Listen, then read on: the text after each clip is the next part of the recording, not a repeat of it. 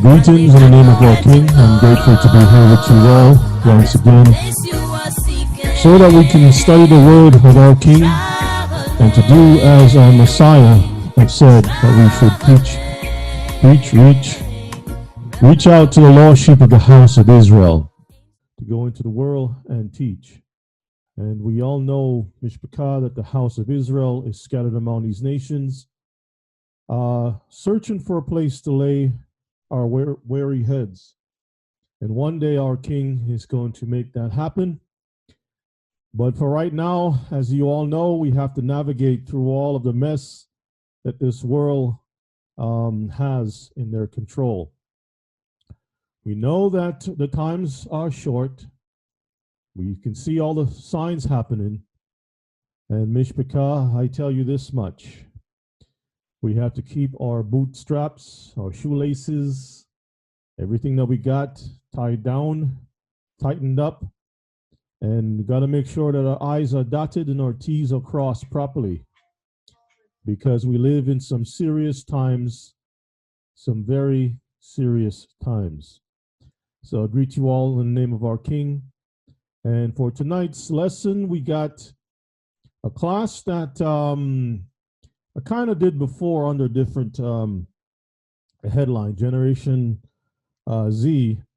But the class, for some reason, usually when we have a certain topic that Satan doesn't want to get out, there's a little bit of jiggling in the wires and stuff. So part of the class didn't get recorded. So I did some updates, and we're going to do a refresher on this.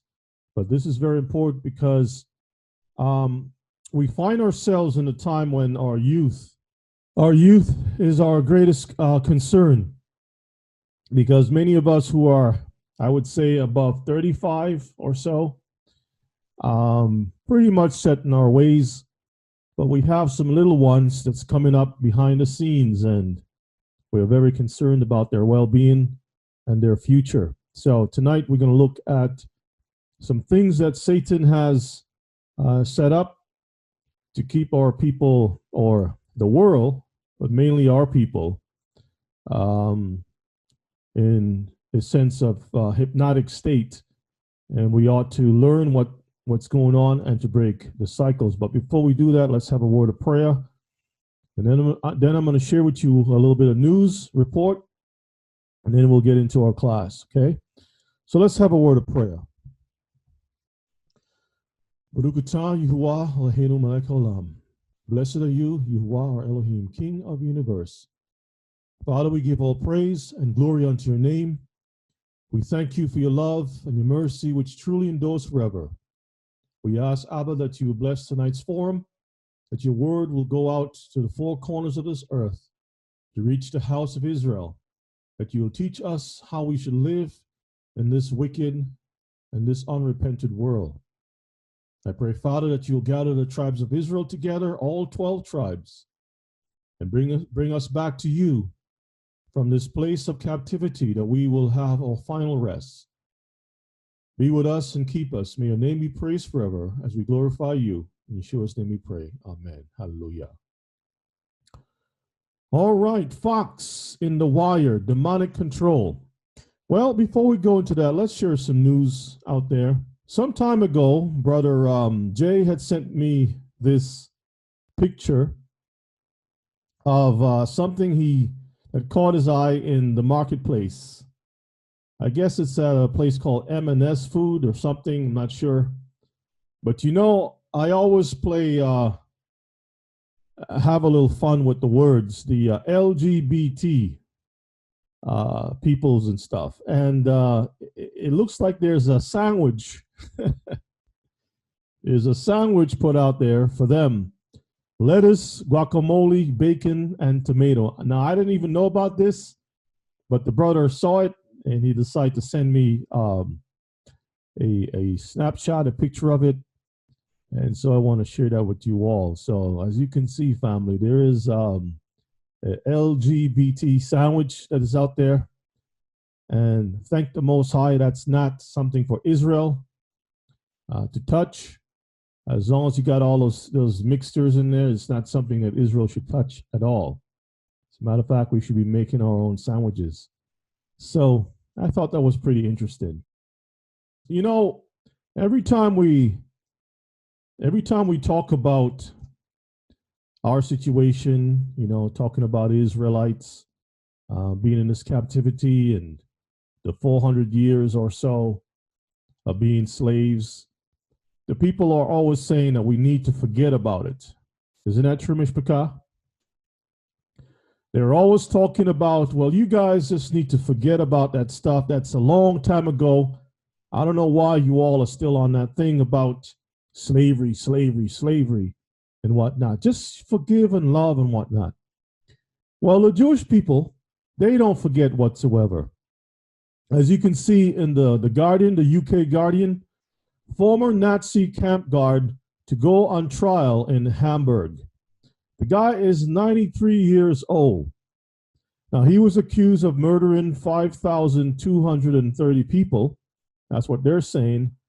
And, for the people who are always telling us that we need to forgive and forget, or forget and love or whatever, they're not letting this thing go at all. See, they will hunt these people down, even if they're crippled, they're senile. It doesn't matter. They'll bring those people back to justice. But as far as our people are concerned, we need to forget about it. We need to just let things go and just forget about it. So what do y'all think about that, Mishpachah? Do you think we should just forget about it? Just forget about it. Just leave things as it is. Well, also in the news, and I want to thank you all, those of you who have been sending me reports and stuff. Thank you so much. So in the news, baby food testing, 95% of foods in the U.S., baby foods in the U.S. have toxic metals in them. Can you imagine that? I'm not surprised. Are you surprised? Sarah? Not surprised whatsoever, huh? We're not surprised, Mishpachah. This is why we always try to teach our people that we need to return back to the ways of our forefathers and to try our best to raise up our little ones. The Most High set an order of things, whereas the husband provides for the family according to the strength that the Most High has given him. And if you have little ones, the wife is to take care of the little ones and make sure that the health of the family is taken care of. But we live in a time right now where everybody's working and the bills are so high that you got to put even the children to work. They got to get a part-time job, pay a bill. Everybody has to work. And because everybody's working, you got to send your little ones to a daycare, to a babysitter or something. And when you do that, Mishpachah, you're not able to really prepare the meals the way it should be. And someone else feeds your children. So therefore, of course, you're going to have all kinds of problems and whatnot, because the people are not doing this for the sake of health. They're doing it for the sake of money. They don't care what's in the food. As long as they can put something in a jar and serve it up, it's fine and dandy. So this is what's in the news. Imagine that 95% of foods in the U.S. have toxic metals. This is for the baby foods. I'm not surprised, as I said, and it's a shame. It's a shame.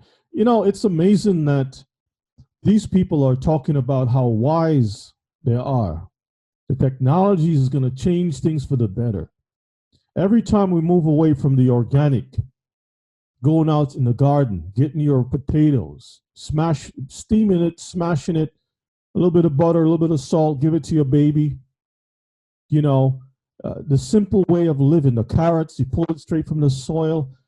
They say, no, we can handle that. You focus on your career. You women need to go out, get a career, do this, do that. You men, you too hard, whatever. Just change that. That's old-fashioned stuff. Let's change things up. Let's make it equal for everyone. Well, this is the result of it from the smart, the wise minds, the intelligent peoples. This is the result of it, Mishpachah, and this is a shame. Also in the news, doctor concerned about secret human experiments fueling advancements in brain chip technology. It's talking about how the so-called first world powers, the US, the UK, France, you name it, all these countries are outsourcing their technologies to experiment in the human bodies in different countries that are so-called third world countries. Latin America, you know, the Caribbean, you name it, Africa, different places that the laws are different. You know, just throw a little bit of money behind the government and they will do anything for a few pennies. And that's what's happening. It says Peru has been described as a paradise of human experimentation and is riddled with corruption. See that, Mishpachah? We are, as they say here in this article, in a post-human era. It's like we're not even human anymore. This is why I'm so concerned about our little ones that are coming up. Because the people are thinking about fusion. We already see the food has been changed. We know the technology has been developed that most commercials nowadays with the cars are showing that the cars have all this smart technology in it. It can self-drive, it can stop. If you encounter an accident, it's going to happen, it stops, it moves out the way.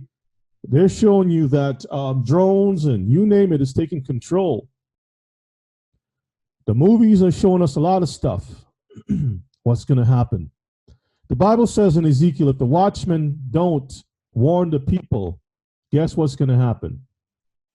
He's going to be responsible. The people will perish, and also he will be responsible. My job is to, you know, not just give us the scriptures, the Torah, but also to inform you all of the times and to put some sense into what you're learning in the Torah so that you can have proper application of what you are learning, to know the times that we live. Okay? And so this is what's happening. They're talking about changing society and what kind of a world. When we become old and feeble, the Most High don't return while we're still young and strong, and we're old, what kind of a world are we going to be living in, Mishpachah, and our children? Just think about it. Okay, just think about it. Since we talked about our children being raised by others and we're not able to give the care that we supposed to, in the news, this is the Mercury News. The voice from our Nest camera threatened to steal our baby. So this is a family that, you know, had a babysitter taking care of the little one. And all of a sudden, the voice from the camera started to speak. Let's take a look at this article because this is pretty interesting.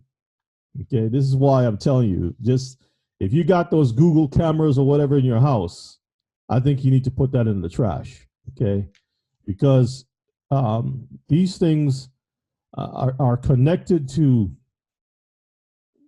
Facebook peoples, Google peoples. They can listen, they can see, they can interact. When you're not there, they can talk to your children, they can guide your children, they can do whatever. Listen to this.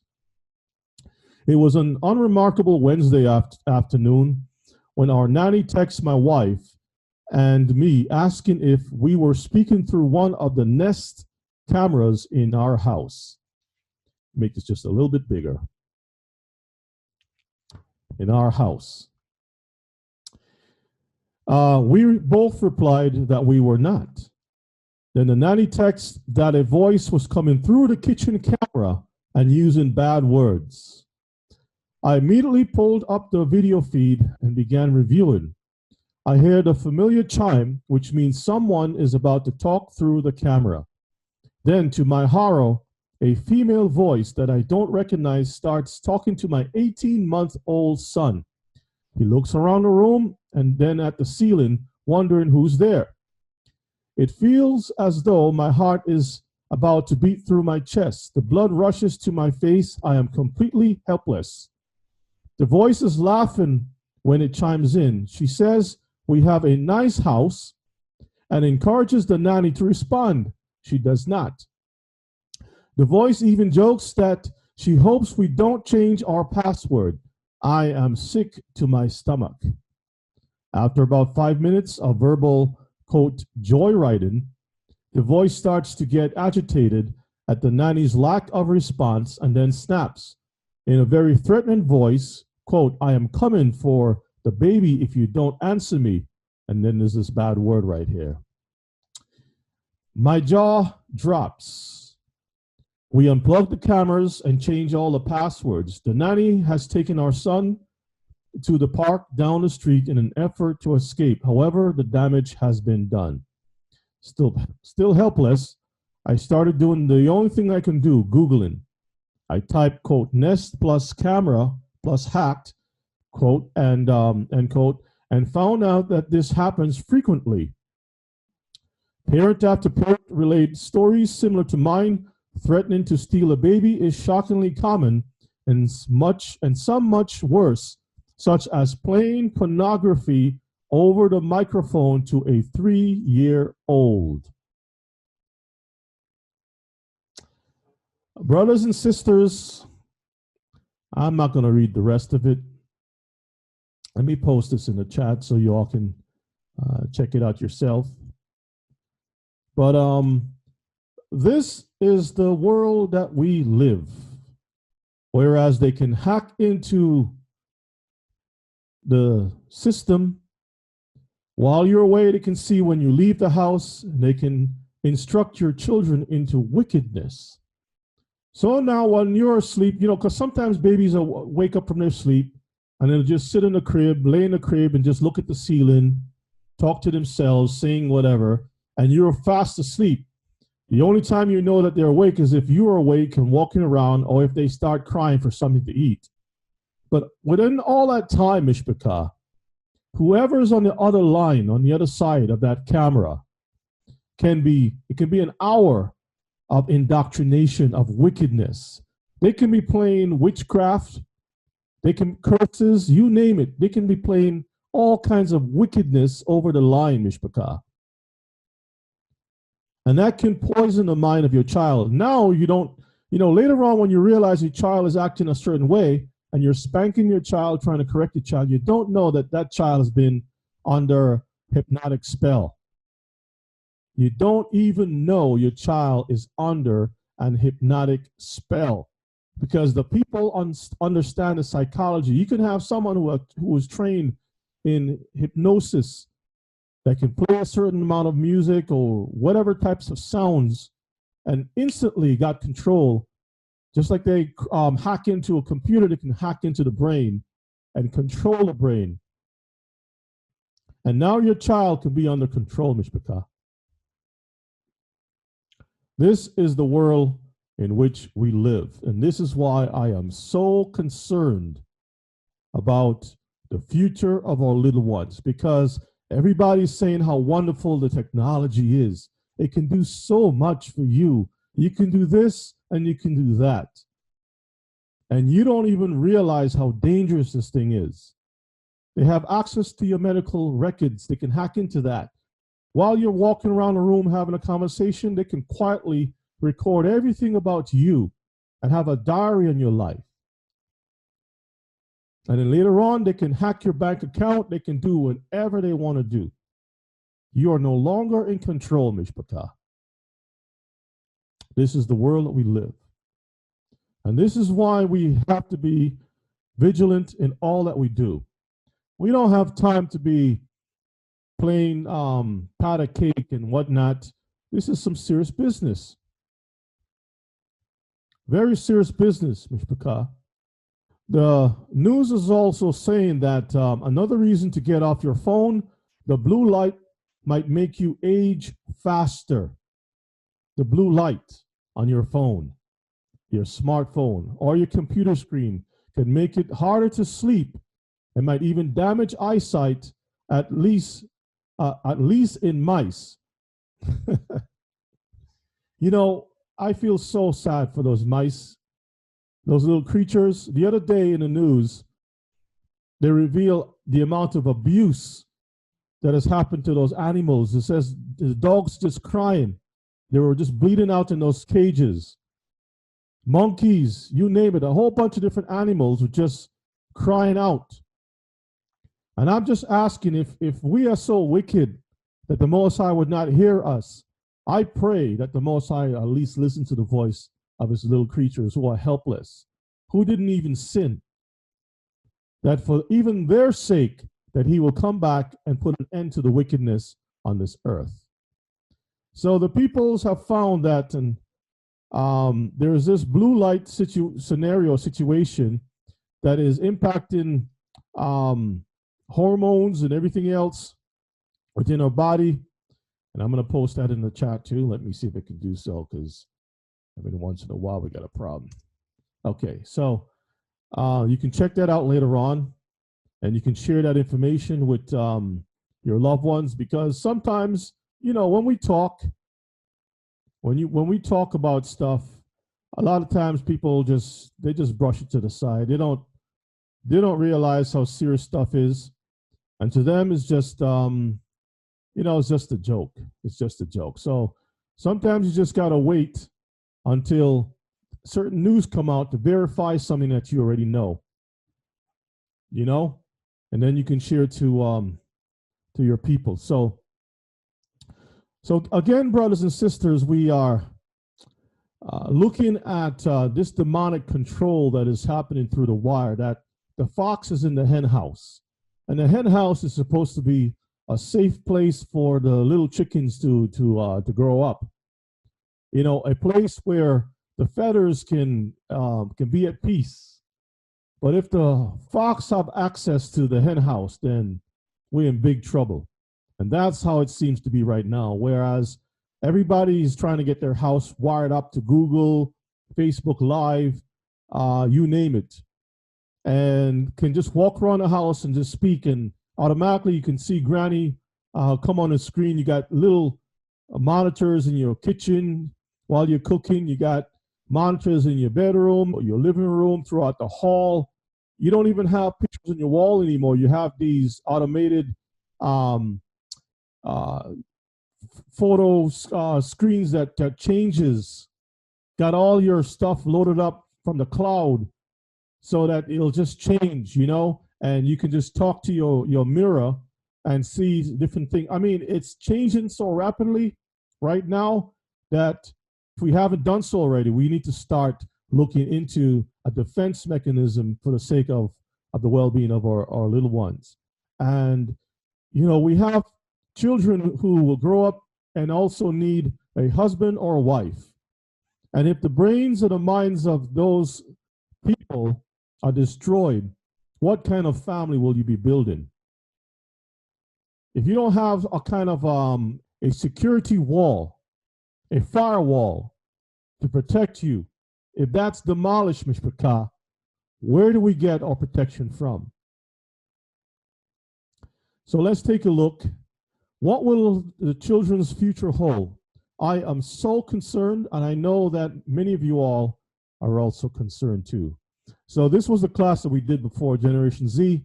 And again, the information, half of the information was lost. So here we go. So today's generation, Mishpachah, we see that we already passed the millennium generation. Now we're in Generation Z. And this generation is all high tech. It's all about the high tech. They're drinking, eating, rising up. The first thing that they see is their computers. Before they go to bed, it's the computers. They're always wired into that stuff. And this has become very addictive. If you train up a child in the way they should go, and the training that the child receives is technology, where do you think that child is going to go to? That child is going to be raised, fed on nothing but technology, Mishpachah. And this has also become the new drug. This is definitely the new drug because it's highly addictive. We don't realize how addictive this thing really is for our little ones. Very, very addictive, Mishpachah. And they don't see the harm that will come to them because in their minds they're thinking that this is good. They don't you see that we don't have a history, a record. The history is being made right now. 10 years from now, if the Most High doesn't come and set up his kingdom, 20 years, if that doesn't happen within 20 years, we will have a generation that we can look back to see the result, what has happened to our people. And I know that many of us are struggling with this issue because when this technology first came out, we thought this is a wonderful thing, how we can help our children to learn. We put them on the computer to learn the alphabet, to have access to better learning software and whatnot, not knowing that our children was going to be addicted to these things. Is there a satanic force in the devices that we use?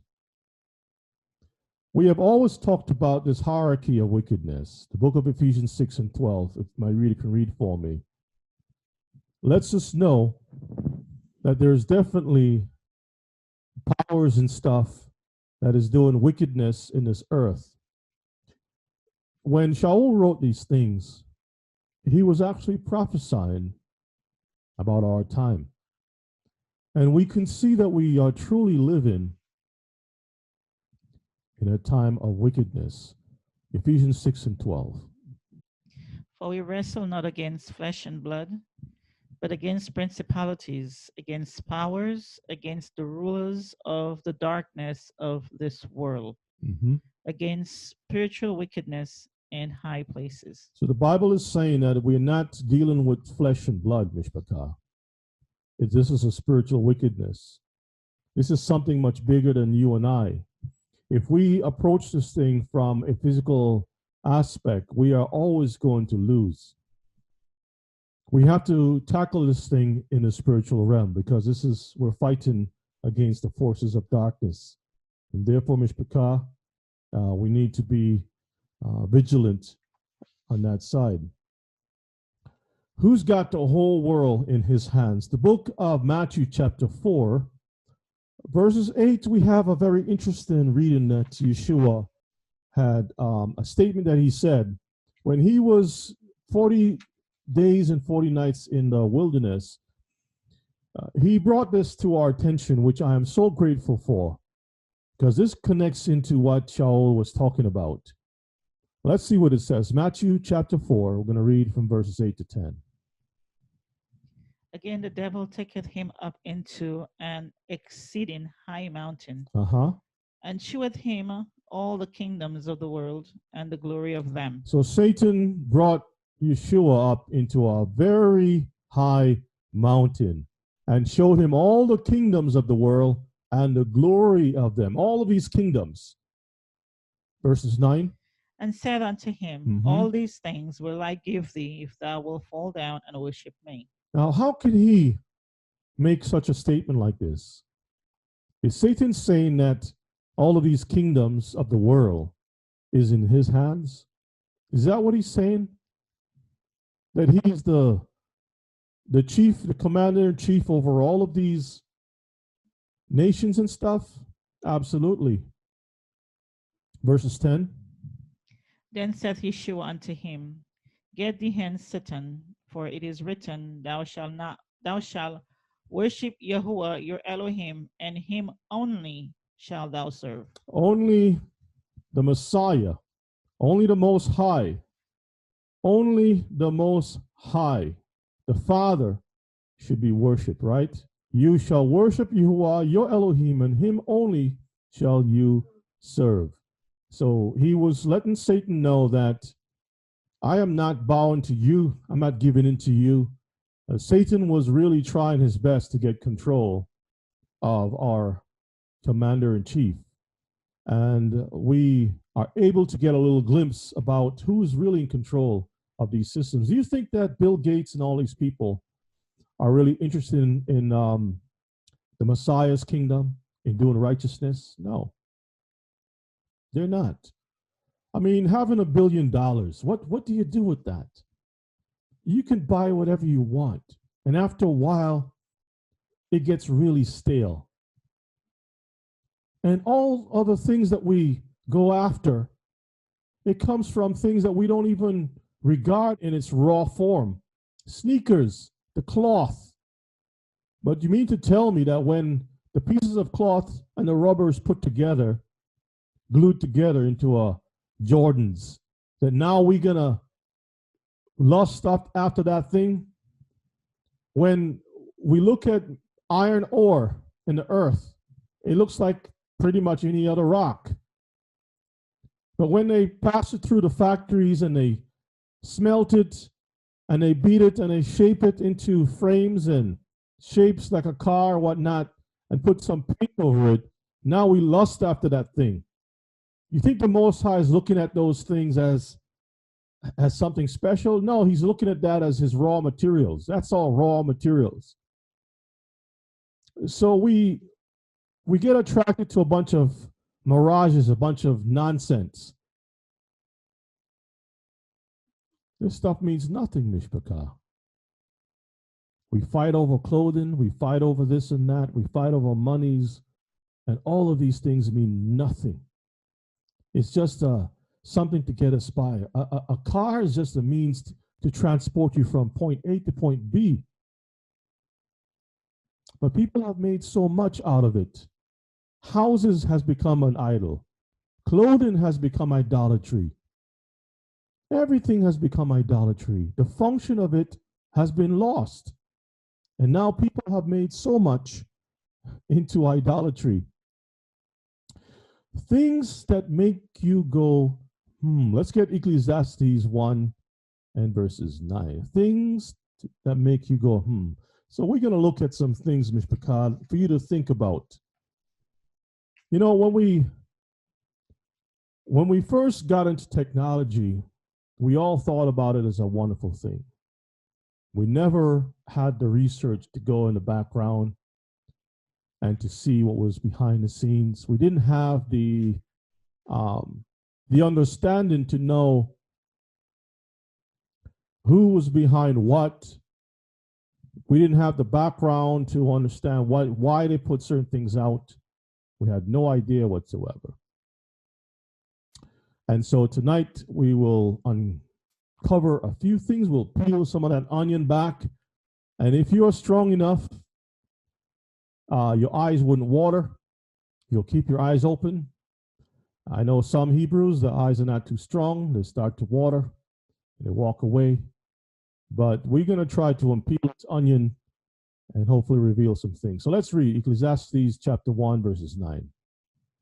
The things that have been, it is that which shall be. And that which is done is that which shall be done.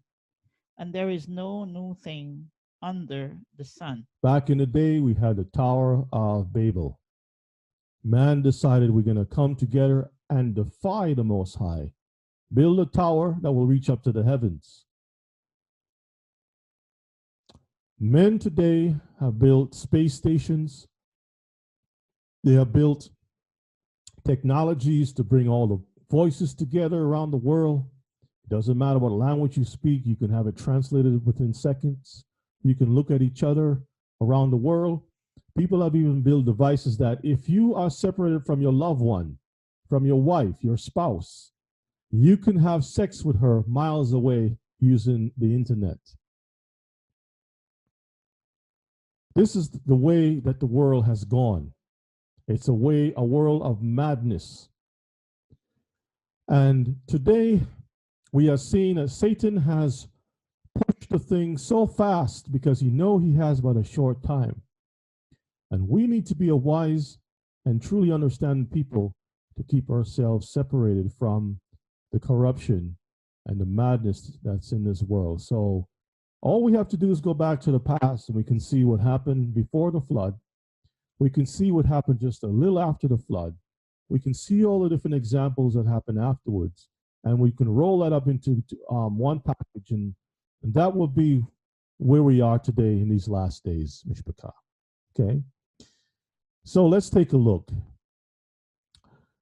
It was interesting for me when I looked at some of the color patterns of these technology companies like Microsoft and Google. And I noticed that the colors are very similar to those who practice witchcraft and those who are Masons. To the far left, you see a pentagram. You got the black, the blue, the red, green, and also the yellow. Water, fire, earth, and air, and spirit, right? The black is usually a neutral color, so you could put that to the side. Basically, you got four colors. Black is always there. That's the dark side, but you got four things here. Then in Masonry, the Eastern Star, that's the next pentagram. It looks and shaped like a goat's head with the two horns over here, and the chin down below here. So this is the Eastern Star for the Masons, for the women who are in Mason, the lodge and whatnot. Now, when you go over to Microsoft, you find the same pattern. You got the green, you got the yellow, you got the blue, and you got the red. Microsoft is in black. When you look at Google, you have the same colors. Same colors, Mishpachah. Do y'all see that? Is it possible that these are some hidden messages? And if you look at the Gmail, that M, it is shaped like a Masonic apron. You can check it out, Mishpachah. All right, Demon Internet. Demon Internet. And the link is here. You can go to Wikipedia and read the whole thing. But I wanted us to go behind the scenes with the internet, web, the World Wide Web, and all that stuff, and kind of like, peel and look at what's going on behind what has been going on behind the scenes so we can make better decisions. So let's look at this article from Wikipedia, Demon Internet. Go ahead and read for me. Demon Internet. Demon Internet is a British internet service provider currently operating as a brand of Vodafone. It was one of the UK's earliest ISPs, offering dial-up internet access services from June 1st, 1992. In 1998, Demon was bought by Scottish Telecom, a wholly owned subsidiary of the private utility company Scottish Power. Scottish Telecom rebranded as Thus plc in October 1999 and floated on the London Stock Exchange. Thus plc fully demerged from Scottish Power in 2002. Thus became part of Cable and Wireless plc and then part of Cable and Wireless Worldwide following a split of its parents. So this is basically showing how this company started off, and it's called Devilishly Good Broadband, Demon. Why would a company, just the board of directors or whoever it is, say, hey, let's start a company and call it Demon? Why is that, Mishpachah? And so we can see it start off as this company and then gradually coming into or building into cable and wireless. And cable and wireless is all over the world. Okay, let's continue on.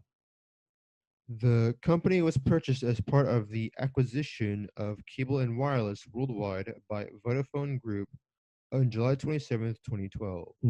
Demon now operates as a brand of Vodafone. From 1996 to 2006, Demon operated as a subsidiary ISP business in the Netherlands. It was sold to KPN in June 2006, and its operations transferred to their XS4AL subsidiary. Now, just to pause for a moment, a lot of these companies share their technologies. You might find another company who like the system, the software, and they will actually purchase a portion of that company or the technology or something. And also, when you see a lot of these companies buying out other companies, you got to always go back to the seed company, the genesis of that company, where it started. Today you may see like AT&T, but yesterday it was something else. This is why I'm starting here, so we can see some things, the birth and how it grew into this thing. And then after a while, the demon has put on some new clothes and appears as something else. So you're not seeing a company called Demon, you're seeing something else. A lot of times when we work for these Fortune 500 companies, you have the opportunity to invest in a 401k. And your 401k goes into all of these investment companies. A lot of times you don't know the companies that you're investing in has a long history. And when you start to research the companies, Mishpachah, you're going to quickly learn that these companies are against the Most High. What do? Let's continue on. The public telephone number of the company and many of the dial-up access numbers end with 666. It ends with what? Ends with 666. Do you think that's a coincidence, Mishpachah? The access number ends with 666. Go ahead. The supposed number of the beast. They know exactly what this is all about. Go ahead. A deliberate pun on the name demon. A deliberate pun. So they're, trying to make mockery, right? Go ahead. When thus PLC was formed as a parent of Demon, its randomly allocated company number also ended in 666. Also, after a spate of access-related names, e.g. Gatepost, many of its original servers' host names started with DIS, being the initial letters of Demon Internet Services, as well as the name of a part of hell in Dante's Inferno and another name for Lucifer. So the DIS, is anyone in this room into technologies, into software, or into the internet systems, the back end of systems? If so, have you come across the DIS? So DIS is just the initials for Demon Internet Services. Did you are you all aware of this? Demon Internet Services, also known as Lucifer. My brothers and sisters, for we wrestle not against flesh and blood. We are not dealing with flesh and blood, Mishpachah.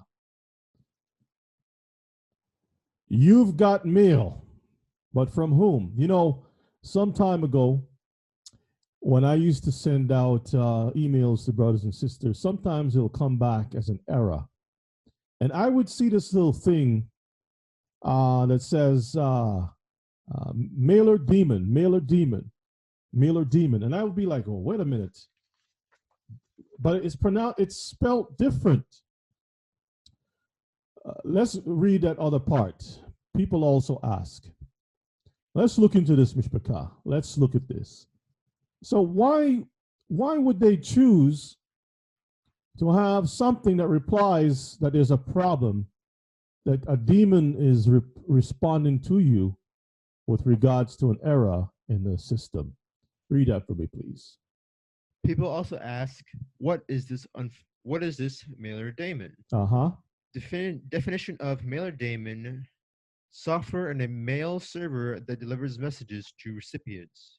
When you get a mailer daemon at whatevercompany.com message in your inbox, the server at that company is informing you that it is returning your message because of some failure. The server, at that company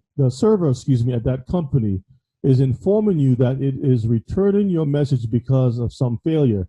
So who is bringing this message to you? It's a demon. A demon. You see that, Mishpachah? A demon. Let's move on. Let's read our next piece. Simply put, uh-huh. a daemon is a computer program that automatically performs a task. Uh-huh. This seems unimpressive, but there was a time when computers relied on human beings to input commands or information in order to work. A daemon takes simple errands off an operating system's plate, freeing it up to handle more taxing things. Daemons are your friends and they don't Wait, slow down. Daemons are what? Daemons are your friends and they don't come from hell. It reminds me of the class we did about showing the spaceships coming in. When the thing was revealed out of the spaceship, it was a devil, and the children was holding the hand of the demon. And the demon says, don't be afraid. Don't be afraid. If the children are not afraid of it, who are the ones mainly involved in these computer systems and are not afraid of these computer systems? It's the children. It's the children, Mishpachah. So now they're saying that the demons are your friends. They're not from hell. They're not from hell. Read on for me, please. A demon? A daemon operates out of sight from the user's eyes, Uh-huh. and it is this quality that inspires its name. This quality that inspires its name. The quality to operate outside of users' eyes. For we wrestle not against flesh and blood, beyond your sight, something you're not seeing. Read on. Members of MIT's Project Mac are credited with coming up with the term during their early research on artificial intelligence and computing processes. Uh-huh. The group was created in 1963. According to Project Mac's Fernando J. Corbato, the term for this new type of computing was inspired by Maxwell's daemon of physics and thermodynamics. Uh-huh. Maxwell's daemon was an imaginary agent which helped sort molecules of different speeds and worked tirelessly in the background. Wait a minute. It's a imaginary agent which helps sort molecules. Imaginary? That sounds like it's connected to, as the Bible says, we're not wrestling against flesh and blood. Read on. He told the Austin Chronicle. Now it says work tirelessly, work tirelessly. Remember when Job, when there was a gathering in the book of Job, and Satan was saying that he was up and down the earth looking for things to do, right? The devil, there's a saying, the devil never rests. Is that correct, Sarah? The devil never rests. He's always busy, up and down, looking for something to do. Continue on. We fancifully began to use the word daemon to describe background processes which worked tirelessly to perform system chores. Uh-huh. The daemon spelling comes from the Greek use of the word, and it refers to a general spirit and not necessarily an evil being. So why did they just call it an angel? Why did they have to choose demon when everybody around the world knows that a demon is associated with something that is evil? A demon is not something associated with something that is good. It's a fallen angel. Why couldn't they call it or label it an angel? Call it Michael, call it Gabriel, something that has a positive background to it. Why did they have to start off with 666? And then try to massage our minds into believing that it's not something evil. It's generally a good spirit. Let's go to our next piece, daemon computing. In multitasking computer operating systems, a daemon is a computer program that runs as a background process rather than being under the direct control of an interactive user. Traditionally, the process names of a daemon end with the letter D for clarification that the process is in fact a daemon and for the differentiation between a daemon and a normal computer program. All right. Now, when you look at the picture here, you can see the layers. It almost reminds me of how Satan conceals himself. The hierarchy. When you read the book of Daniel, it speaks about, Michael says, listen, Daniel, I know you were praying for all that time, and I was bringing you a message. But the prince of Persia had withhold me, and I had to call for backup. And Michael the archangel came to help me, and I broke free and bring the message to you. When we read the book of Ephesians again, when it talks about principalities in high places, there are layers, there's a hierarchy, there's a lot of different people involved in connecting, going up to certain demons, and those demons have to answer to the devil. The same way you see this hierarchy on the spiritual realm, Mishpachah, the same way you see this hierarchy in computing. All these different layers. Going back to the root, the demon is behind the scenes. I know someone is going to say, you know, brother, you're just trying to squeeze at a gnat. You're trying to get blood out of a stone. You're pushing, you know, you're just making too much of this thing. No, Mishpachah, I'm not. Let's continue on. Go to where it says, for example, the next. For example, syslog-D is a daemon that implements the system normal computer program. Mm-hmm. For example, syslog-D is a daemon that implements the system logging facility, and SSHD is a daemon that serves incoming SSH connections. Mm-hmm. In a Unix environment, the parent process of a daemon is often, but not always, the init process. A daemon is usually either created by a process forking a child process and then immediately exiting, thus causing init to adopt the child process, or by the init process directly launching the daemon. Now notice it uses the little word here, play on words. A daemon is usually either created by a process forking a child process. Think about that. Forking, when you think about the old days with the cartoons of the devil with a pitchfork trying to get the people into hell, why did it use this word and use this word in connecting forking with children, a child process? The language is not by accident, brothers and sisters. There's a spiritual connotation to the language, even in technology, because the technology is not coming from the Most High. It's coming from another source. Continue on. In addition, a daemon launched by forking and exiting typically must perform other operations, such as desiccating the process from any controlling terminal. So the demon appears, poof, poke you, do what it has to do, poof, disappears. Go somewhere else, do what it has to do, poof. Go over here, poof. Continue on. Such procedures are often implemented in various convenience routines, such as daemon 3 in Unix. Unix. I think most of you all are very familiar with the Unix systems. That's the layer beneath. Okay, continue on. Systems often start daemons at boot time. At when? At boot time. At boot time. Read.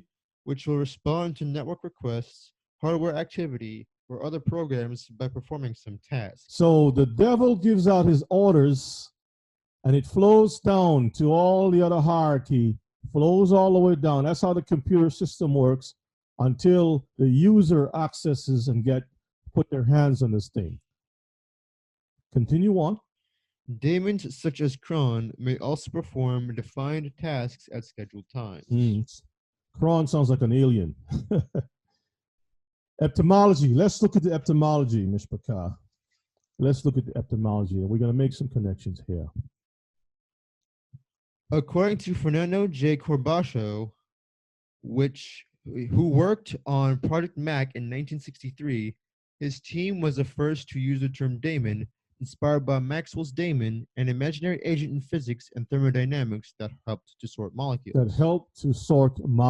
It sounds like a spirit force to me. Read.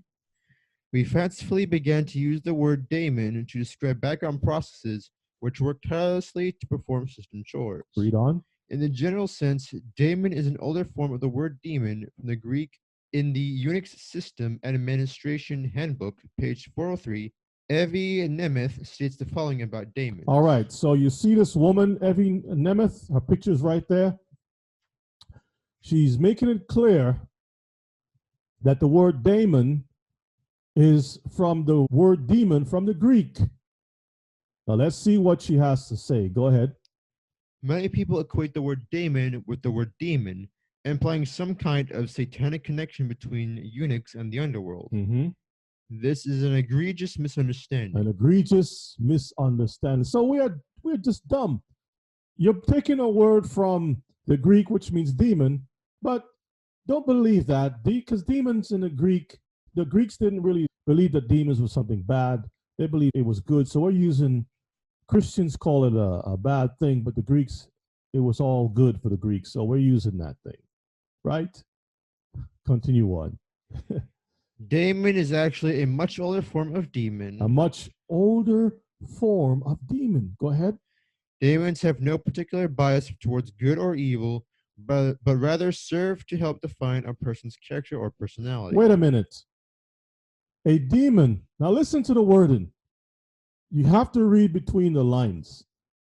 The demon serves to help define a person's character or personality. That's a spiritual thing, Mishpachah. This is talking about a spiritual thing, because the Torah is supposed to train up a child in the way they should go.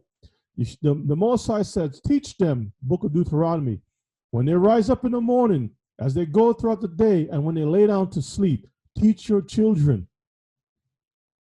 That builds the character. The word of the Most High builds character. So a demon serves to help defines a person, character, or personality. So if you got a demon around, what do you think the people are saying the demon is doing? The demons are shaping the character and the personality. And you wonder why it's so hard and why it's so addictive. What's going on spiritually behind the scenes?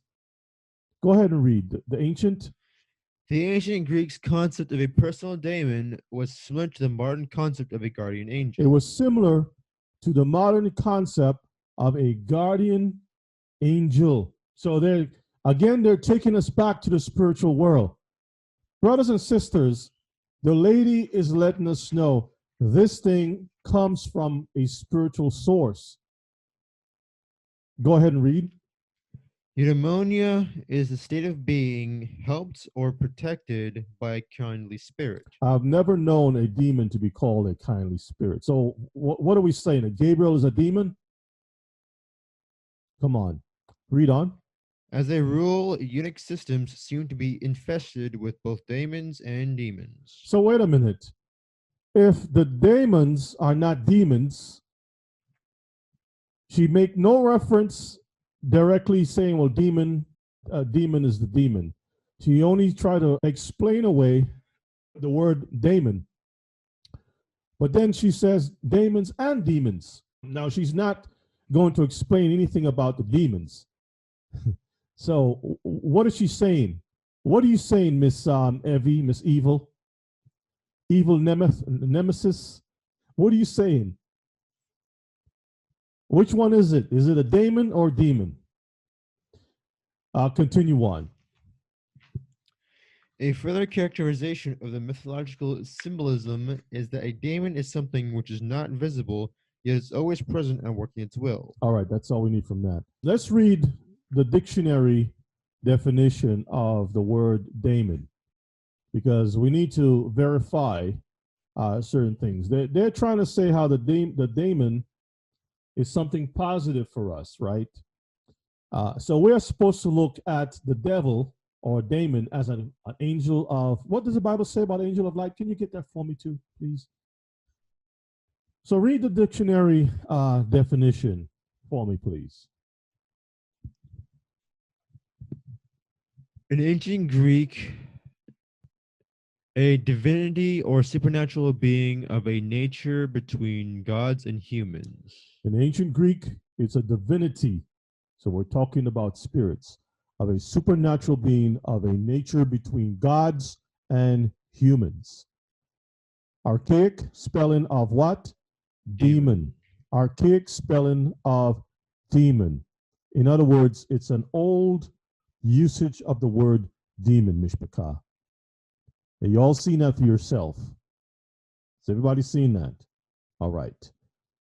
Okay. So Sarah, when do you have it for me? Okay. So far, Mishpachah, we are seeing how the systems of this world, what we call the technology of this world, is much more than we can see with our naked eye. And we ought to be mindful that we are dealing with satanic forces behind the scenes. So we're going to go to 2 Corinthians, you said? 11 and 14. 2 Corinthians 11 and verses 14. Let's see what the Bible is saying with regards to how Satan likes to present himself.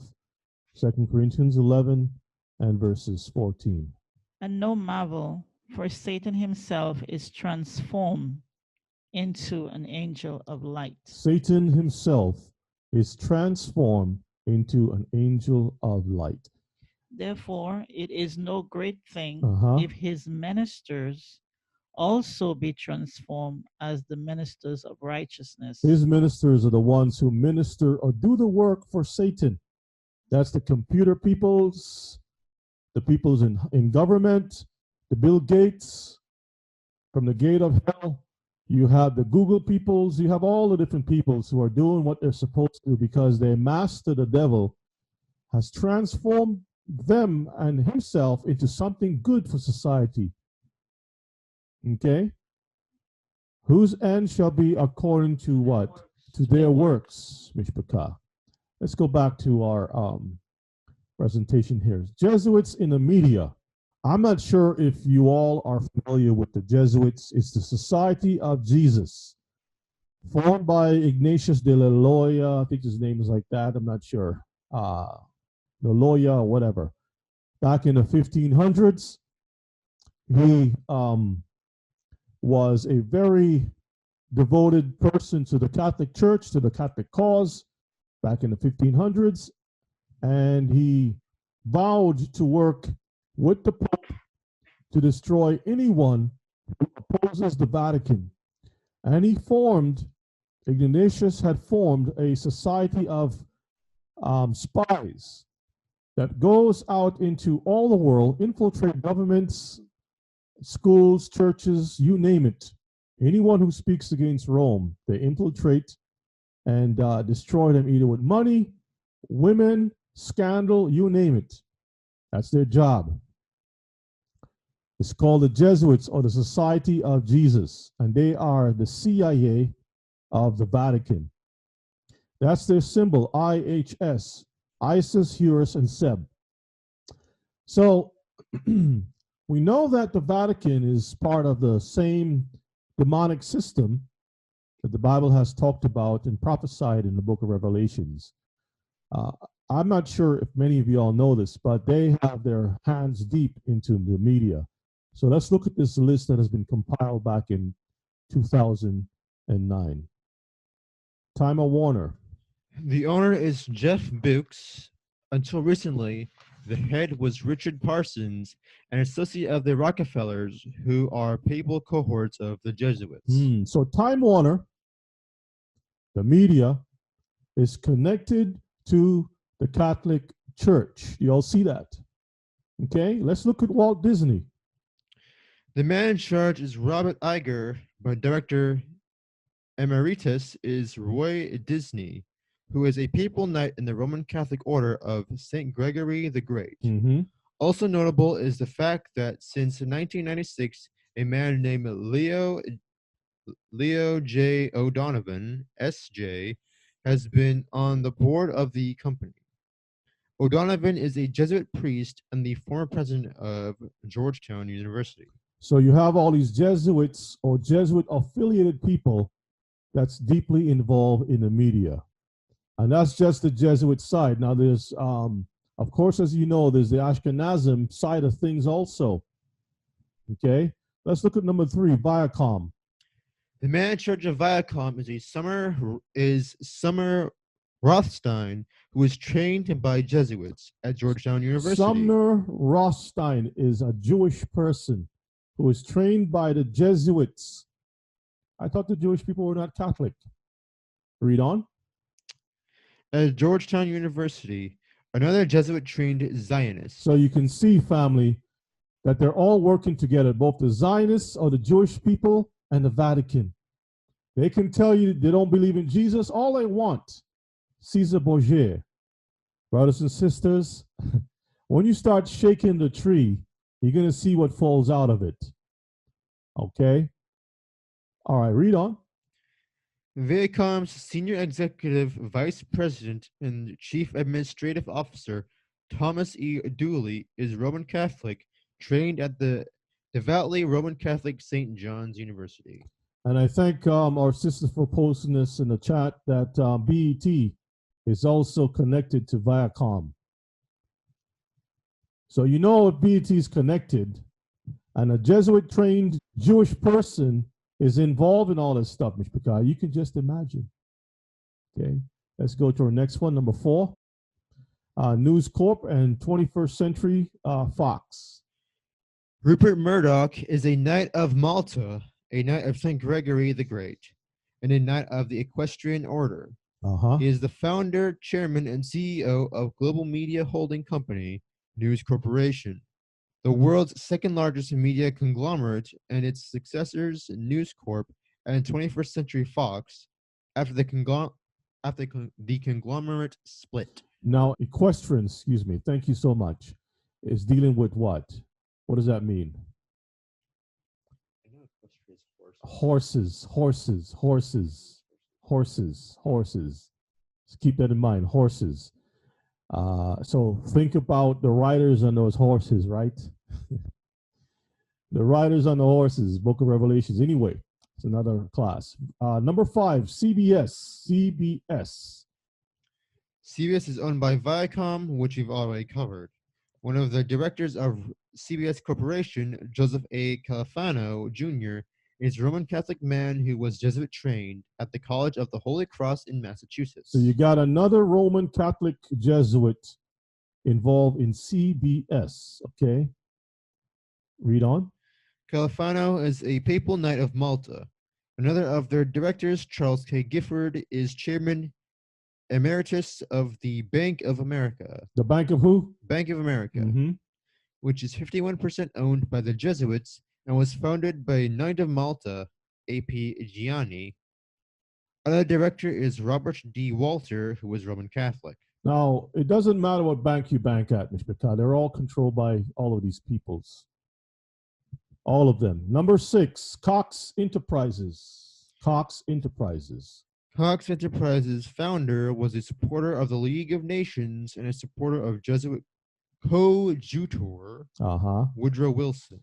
President Woodrow the Wilson. All of these people were part of the one world system. The League of Nations became what we know today as the United Nations. Okay. NBC Universal, number 7. NBC Universal's president is Jeff Zucker, and its vice chairman, Bob Wright, is a Roman Catholic man who was Jesuit trained at the College of the Holy Cross. NBC Universal has close ties to the Blackstone Group, which is run by Peter G. Peterson, whose wife has been honored at a number of Jesuit universities, and Stephen Schwarzman. That sounds Jewish to me, right? Zucker? Schwarzman? Read on. A member of the Papal Skull and Bone Society and a close friend of Cardinal Egan. So you got the Cardinals with the Skulls and Bones, Masonic New World Order people, all working together as one big happy family. Number 8, Gannett. A major director at Gannett is Louis Bacardi, a Roman Catholic man who was Jesuit trained at Fordham University, the Jesuit University of New York, the papal capital of the USA. Imagine that, Mishpachah.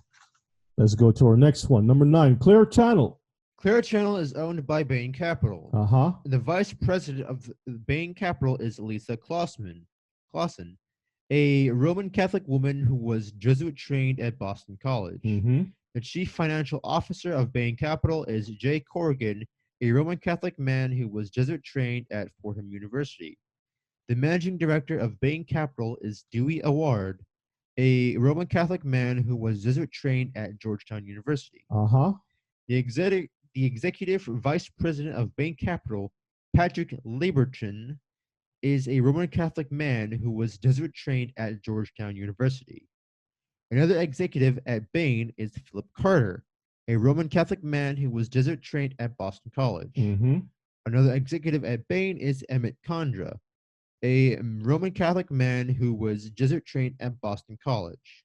Another executive at Bain is Susan Levine, who was Jesuit trained at Georgetown University. So you have all these people who are Jesuit trained working for Clear Channel. That's the media. These are the people who put out your movies, your cable networks, who link you into the internet, who link you into all these different systems. When you want to talk to your family members and you want to see people face to face, they're all connected, Mishpachah. They're all connected. All right. Brother Max says Blackstone bought Hilton hotels. So they're it's so difficult. This is why in the book of Matthew, chapter 4, again, the Bible says the devil brought Yeshua up on a high, exceedingly high mountain and says, all these things will I give unto you, because he owns all of them. Okay. Let's get number 10, McGraw-Hill's Company. Robert J. Bahash, the executive vice president and chief financial officer, is Roman Catholic, trained at the Roman Catholic Mount St. Mary's University. So even the publishing companies, McGraw-Hill. Okay. 11, Hearst Corporation. Hearst is run by the Knights of Malta, a Vatican military order that has been called the Pope's militia since its founding. The Pope's militia is in charge of the Hearst Corporation. Read. It was founded by William Randolph Hearst, a Knight of Malta, the nationwide head of the Hearst newspaper group, and the vice president of the Hearst Corporation is Bob Danzig, a Knight of Malta. A director of Hearst Corporation and executive vice president of Hearst Magazines is Raymond J. Peterson, a Knight of Malta. All right. Okay. Let's move on to our next one. Number 12, the Washington Post.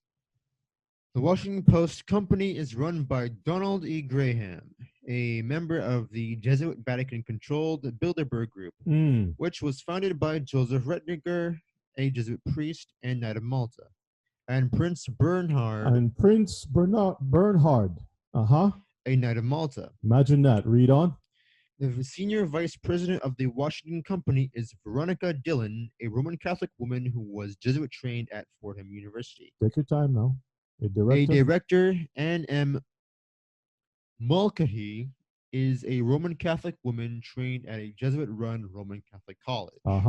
So you have the Washington Post, Knights of Malta, Jewish people, all kinds of stuff tied into this thing. Bilderberger groups. Let's look at number 13, the New York Times. The vice president and assistant controller of the New York Times Company is Vincenzo Di Maggio, a Roman Catholic man. Now, Joseph Rettinger is a high-ranking Mason, a Knight of Malta, a Jew, a sodomite, and also a CIA agent. See all that information, Mishpachah? All right. Let's look at number 14, Scripps. E.W. Scripps Company. The vice president of corporate communications and investor relations is Timothy A. King, who was Jesuit trained at Georgetown College. The chief compliance and ethics officer is Mary Dennis Kuprianis, a member of the board of trustees of a private Roman Catholic college, College of Mount St. Joseph. E. John Wolfzorn, the treasurer for E.W. Scripps, is Roman Catholic. Let's get number 15, Thomas Reuters. You know Reuters news? Reuters, like most media, is controlled by the papacy's CFR. Further, the CFR is controlled by the Royal Institute of International Affairs, which is controlled by the Vatican Club of Rome. See that, Mishpachah? So the news comes straight from the Vatican's hands. The Vatican's hands, Mishpachah. And then it is parceled out to these other subgroups, all the little groups. So when you see one news source is saying yes, all of the others are going to say yes. If one news source says no, all of them are going to say no too, because they're all connected to the same. They all feed from the same froth. Okay? Number 16, Freedom Communications. Freedom. A major director at Friedman Communications is Raymond C.H. Bryan, who was Jesuit trained at Fordham University. Number 17, A&E Television Networks. A&E is owned by Hearst, which you've already seen is run by the Vatican's Knights of Malta. Oh, brothers and sisters, no matter where you run, we're going to find all of these things all connected. They're all connected, all connected. Now, what we are seeing today is creating a world of laziness. An unfortunate situation has happened to much of our people. You have the perfect computer. The perfect computer is you have a seat that has a toilet built into it. The desk has your coffee or your cup holder, you got the toilet paper, got your little fridge there on the side, your urinal, you know, you got your antivirus to spray viruses, you know, when you touch the keyboard, you got your tap water, your mirror to see who's coming behind you, because you don't want people to see what you're looking at on the computer. So you got a mirror to check behind you. You're always plugged into the headset.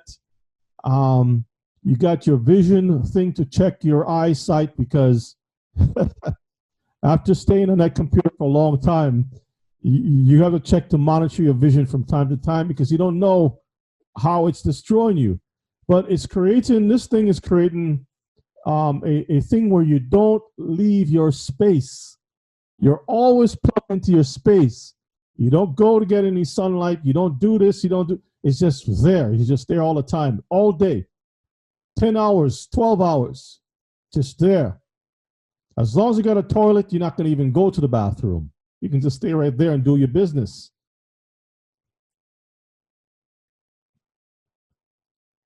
And most homes don't have a system built like this. The toilet is in another room. So most of the times, people got to get up and go to the bathroom. That's pretty much, or get something to eat and come back. If you got a fridge in the room, you're not going anywhere. And if your toilet seat is a recliner, you can just go back and sleep like that. Just put your head back and sleep. And then when you get up, when you hear a little bing, bing, bing, get up, go check your mail, you check your stuff, and you're keeping it moving. This is the world that the system is building. It's building a system of invalids. It's building a system of handicapped people.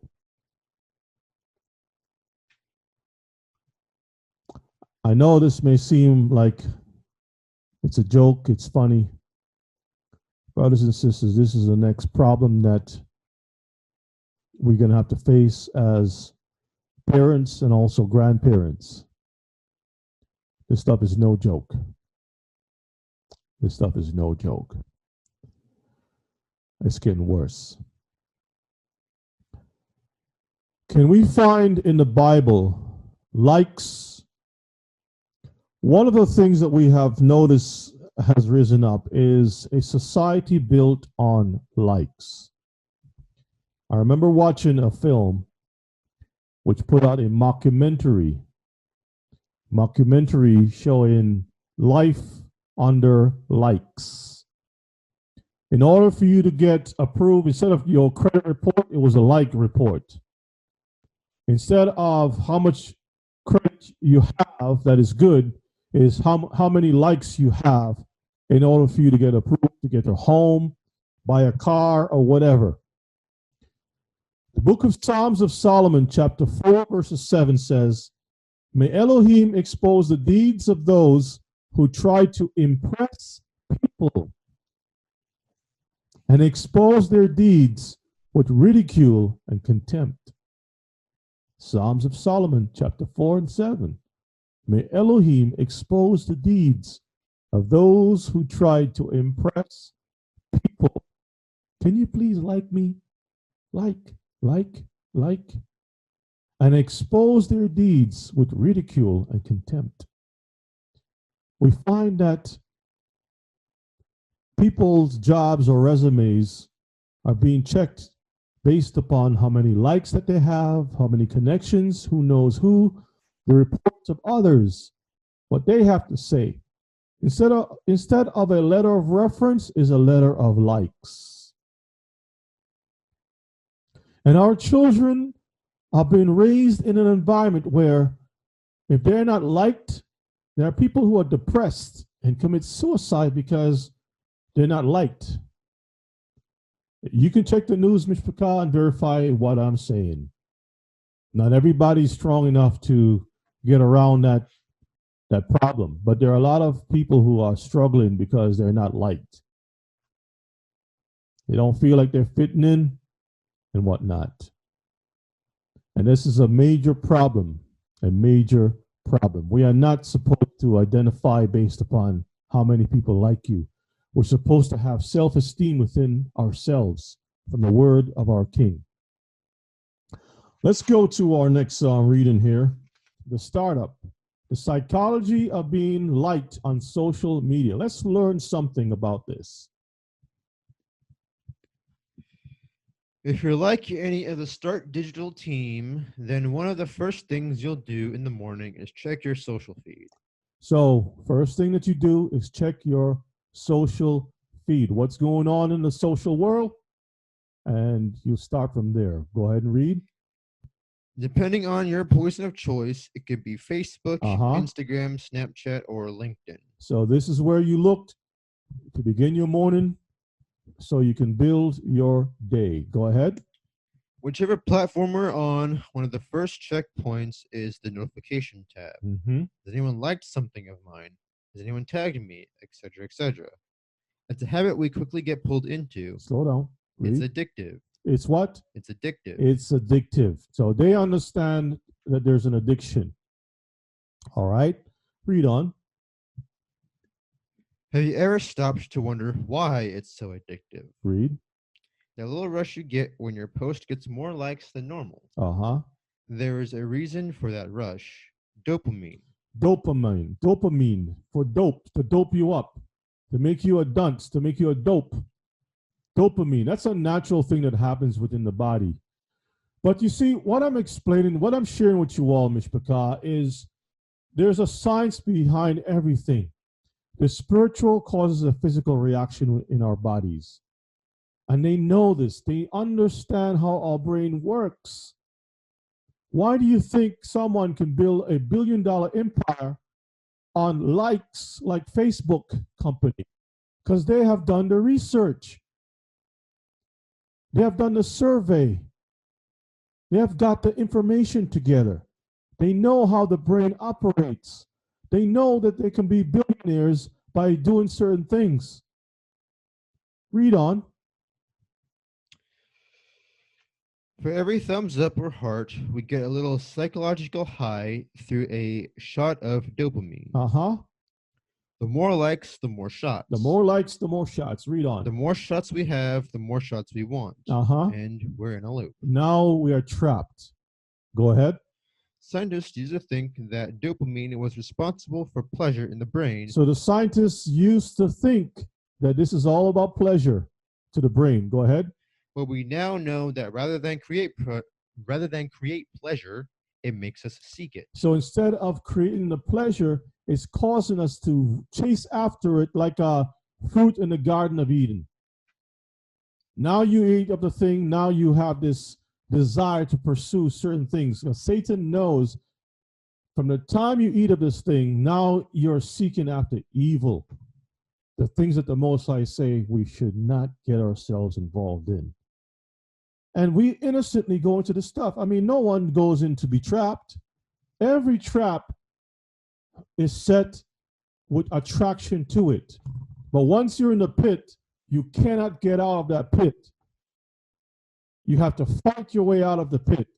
And in most cases, the person who has made the trap is an expert in trapping things, trapping creatures. 2 Peter chapter 2, verses 9 to 10. The Lord knoweth how to deliver the godly out of temptations. The traps, the Most High knows how to deliver us from the traps and the snares. Go ahead. And to reserve the unjust unto the day of judgment to be punished. But chiefly them that walk after the flesh in the lust of uncleanliness, and despise government, presumptuous are they, self-will, they are not afraid to speak evil of dignities. Let's look at the word self-will. Basically, willful, contrary, perverse, uncooperative, wayward, headstrong, stubborn, pig-headed, and such like.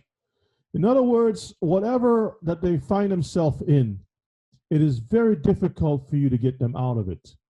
Once they're in it, they're trapped. Now you can't really say too much because according to the definition of self-will, they become headstrong, strong in the head, stubborn. This is the generation that is arising, Mishpachah. But verses 9 gives us some hope. It says, Yahuwah, our Heavenly Father, knows how to do what? Deliver the godly out of temptations. And we are so grateful to know that we have this way out. 2 Timothy 3, verses 1. I'm going to read from 1 to verses 5. 2 Timothy 3. Now we're going to take a reflection of these words of Shaul and apply them to the times that we live so we can understand what we're dealing with. This know also that in the last days. Scratch that. In these last days, go ahead. In these last days. Perilous times shall come. Scratch that. Perilous times are what? Are here. Are here. Because when he said it, it was to come. But now we're here. Verses 2. For men shall be lovers of their own selves. Scratch that. Men are lovers of their own selves, not shall be. They are lovers of their own selves. Read. They're covetous. They're boasters. Proud. Blasphemers. Disobedient to parents. Unthankful. Unholy. Without natural affection. Stop. After looking at who's behind the scenes and seeing that they understand what happens when you have this addiction with social media and stuff, causes dopamine to grow, to be in the mind and stuff, it starts to make you have this sense of artificial. The artificial world is making you become artificial. If you feed upon a synthetic spirit, if that's a word at all, help you all understand what I'm trying to say, it also produces unnatural affections, without affections, lacking affections. What happens when you need likes? You have no type of interaction with people. You don't know how to interact with people. So now when you have to interact with people, you collide, you bump heads. You don't know how to deal with rejection. You don't know how to deal with certain things. It's creating a world of monsters, Mishpachah. Because children are now, little children are picking up the sliding devices, going back and forth, swipe, swipe, swipe, swipe. And that's it. And you put a bunch of children in a room, and most of the time, they're not interacting with each other. They sit on one side of the couch, another one on the other side of the room, and they're all in their own world. They're not sitting down to do anything with each other anymore. This is without natural affection. Continue on. Truce breakers, false accusers, incontinent, fierce, despisers of those that are good. So now the children of this generation that has been raised up don't like the old way that the old folks have lived. They despise that. That's not good. They're fierce. You can't talk to them anymore. Incontinent, false accusers, truce breakers. They don't know anything about covenant and being strong in that. Because if you're raised by a computer and computer programming, what kind of life can you live? Verses 4. Traitors, heady, high-minded, lovers of pleasures more than lovers of Elohim. Lovers of pleasures more, because if the first thing in your mind is social media, electronics, and all this kind of stuff, we have a serious problem. And if you spend more time with this thing than the word of the Most High, we have a problem. We have a problem. You may not, whoever's involved in that may not think they have a problem. But if you are bored, falling asleep, tired, whatnot with the word of the Most High, but awake, active when it comes to the things of pleasures of the world, that's a problem. Let's read verses 5. Having a form of godliness, but denying the power thereof, from such turn away. So we got to be careful, Mishpachah. I'm trying to see if there's any way we can reach this generation and to prepare our people to be different. Okay, we have to be different. Now on the screen you can see that in the East, in Asia, and also here in the West, you got, okay, in the bottom of the screen you can see the gambling casinos. People who are addicted to gambling, they're always on that thing. When you go to the casinos, they don't have any windows. The drinks are free. There's no clocks in the room so you can know what time it is, because time is not relevant. Having you stuck on the game, to keep playing, the only thing that is relevant to you is how much money I have in my account that I can use to play. How much money, because your money, your bank account is your lifeline. If you don't have a lifeline, I'm going to try to find a lifeline and to tap into a lifeline, maybe borrow from someone, steal, or something. And if you don't walk away as a winner, your spirit is broken. You're depressed. You're angry. You're frustrated. If you lose everything, your family's broken. Your family's stressed. Your family's frustrated. And your family don't know what to do with you. It creates problems. So if that's the problem in the gambling world, when you look up to the top of the screen, you can see all those men, mostly men, that are stuck on this internet stuff. Look at the amount of young people on this thing with their headphones tuned into whatever it is that they're doing, Mishpachah.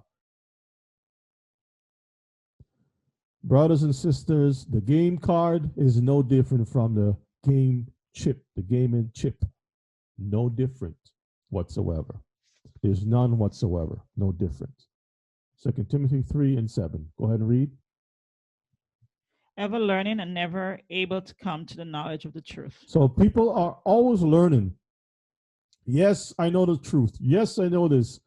But instead of putting and never able, just scratch that. Ever learning, but never able to come to the knowledge of truth, because there's always an excuse. The truth is not being effective. It's not helping to dig them out of that hole. They know a lot because we are in what the world knows as the information age. Is that correct? So when you talk to them, they have more knowledge.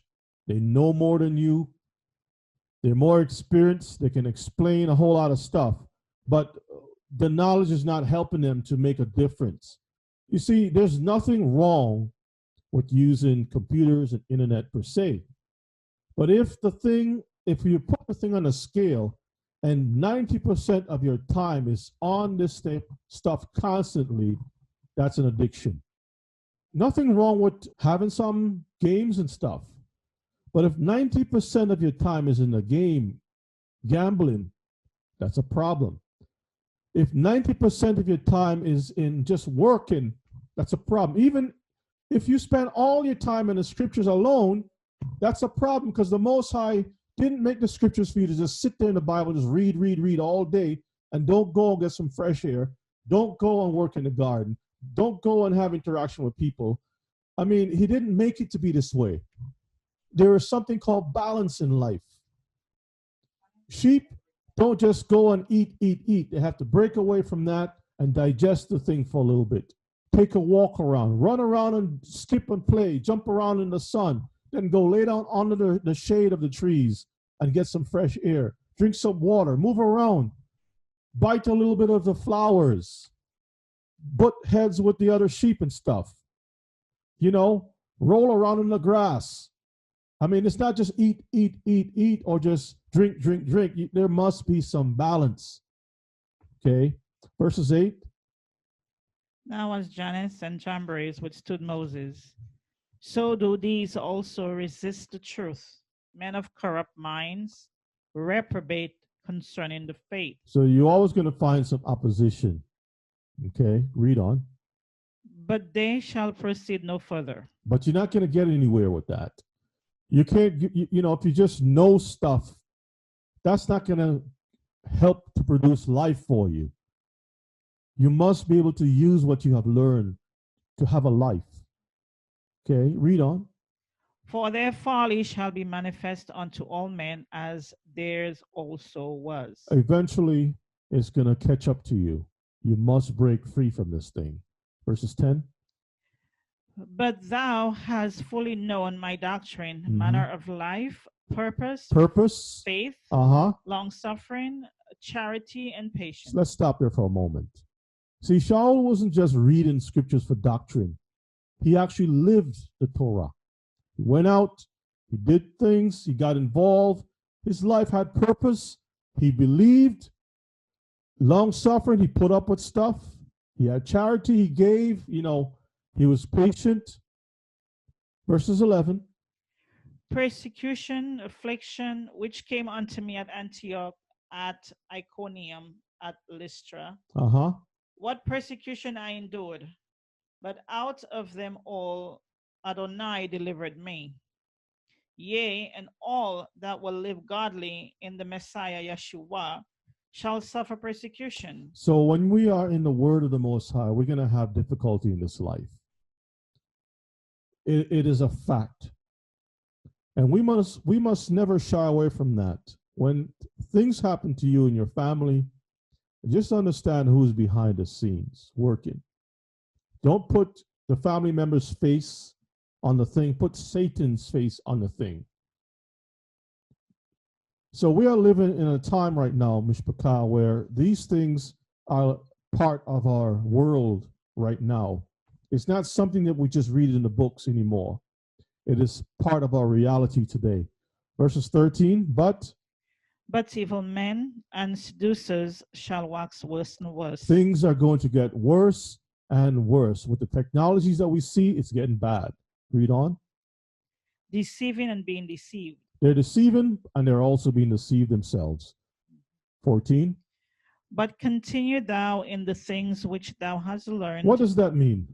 Continue thou in the things. You continue in the things which you have learned. It's a Torah.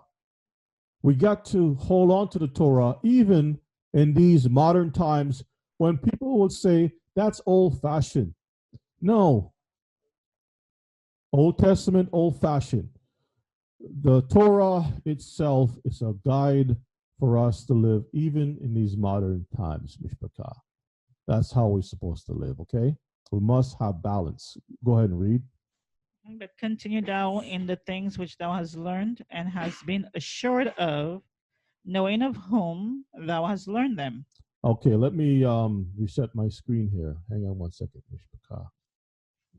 Seems like there's a little problem. Usually whenever we're doing these classes, as you all know very well, Satan tries to mess things up. How is the screen right now? Is it better? Can you all see? Is it better? Okay, great. And always let me know when there's a problem. Okay, go ahead and read that again. But continue thou in the things which thou hast learned and has been assured of, knowing of whom thou hast learned them. Where do we learn this stuff from? We have learned it from our forefathers. It has been written, it's been given to us, and passed on down the line. So we can live in this wicked and perverse world. 15, let's read. And that from a child thou hast known the Holy Scriptures. This is what we have to do for our young ones, our children. Teach them. Teach them, and so that they can know how to deal with this kinds of stuff that Satan is trying to bombard their minds with. They're innocent. They don't know the history. They're not looking at all this stuff. Who was behind the computer system, what they were trying to do, what their goals are and stuff. The people of the world have a goal because they're receiving the information from Satan. What we need to do is to teach our children the scriptures so that they can have eyes to see and ears to hear. Continue on.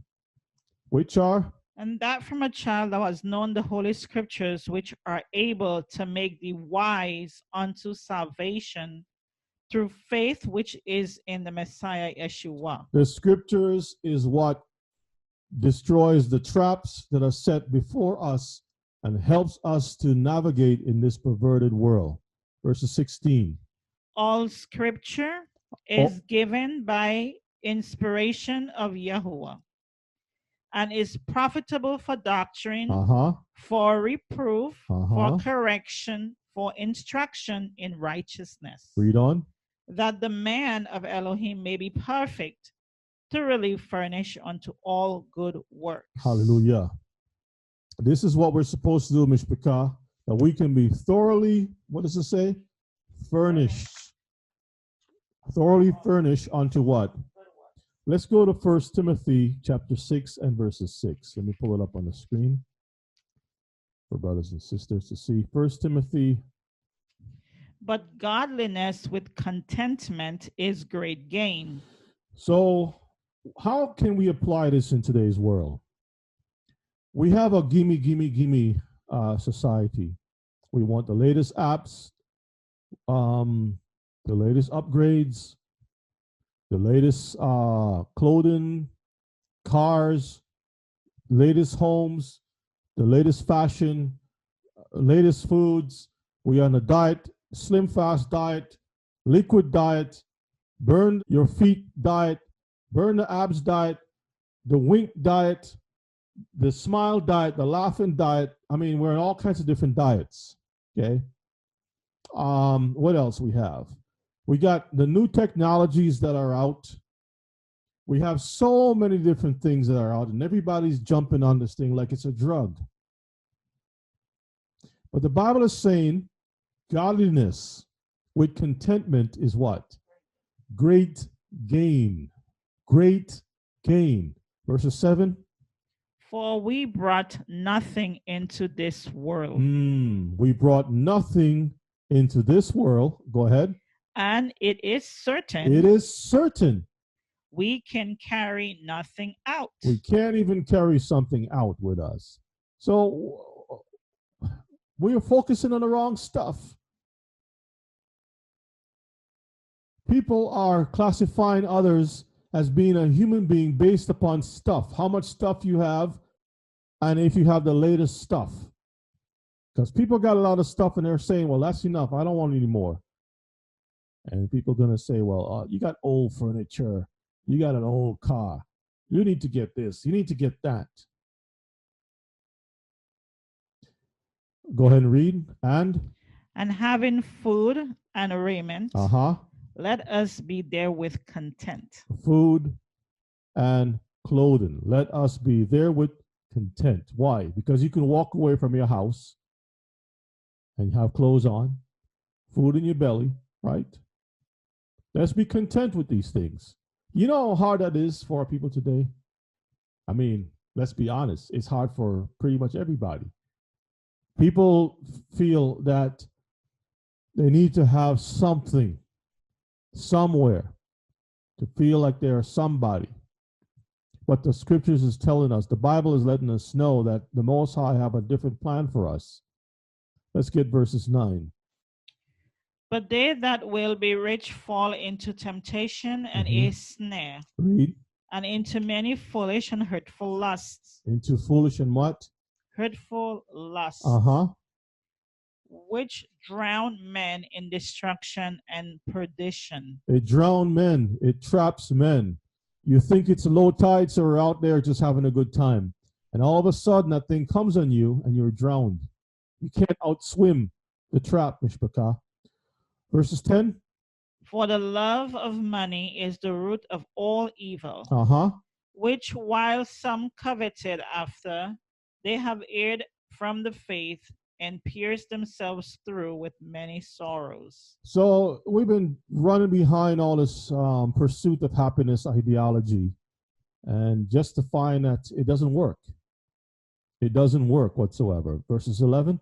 But thou, O man of Elohim, flee these things and follow after righteousness, godliness, faith, love, patience, meekness. Fight the good fight of faith. Lay hold on eternal life, whereunto thou art also called, and have possessed a good profession before many witnesses. Profess a good profession before many witnesses. Okay, that's all we need from that. All praises to our King. Now, let's take a look at the new confessionals. I don't know if you all are familiar with confessionals, but those of you who are who has roots or had a past in the Catholic Church would know what this is all about. A confessional is a place where you go to this little booth, and there's a priest on the other side of the booth, a curtain or some section where you don't see the man you're speaking to, but you make your confess your faults or your sins or whatever.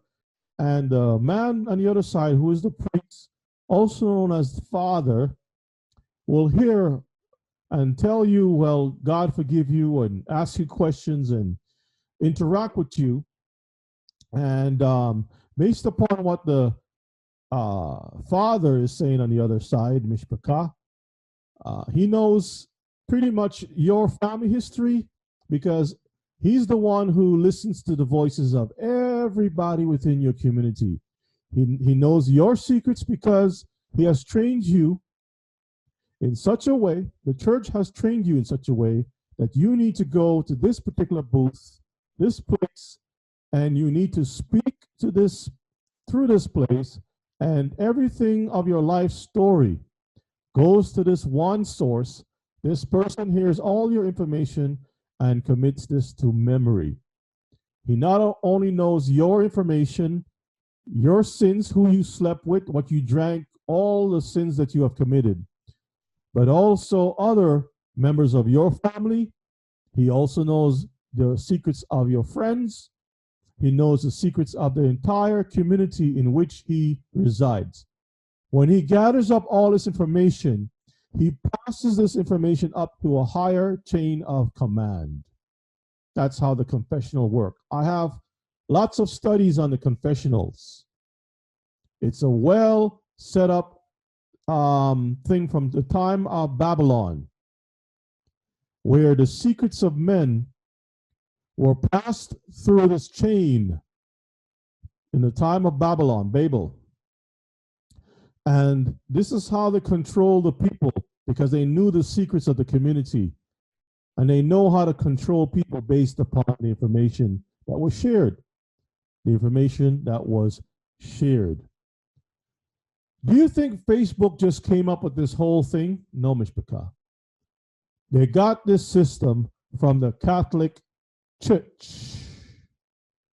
So they set up a system where people can go into, and no matter how you try to erase that information, whatever you input in Facebook is never erased. It is always posted. It is always there. The only thing you can do is to basically shut or turn off the switch, and that's not even turned off permanently. As long as you type in your name, it pulls up all your information, all your connections. It reconnects you to everything that they never got rid of. There's no such thing as delete in Facebook. And our people are not getting the sense of it. They're involved in Facebook because they said it's a means to communicate with others for business. Really? You might go in for business, but your friends have information on you.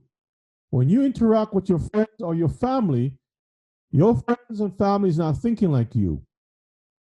They're uploading their daily lives in this thing. Facebook Live, Facebook this. They got the app on the phone.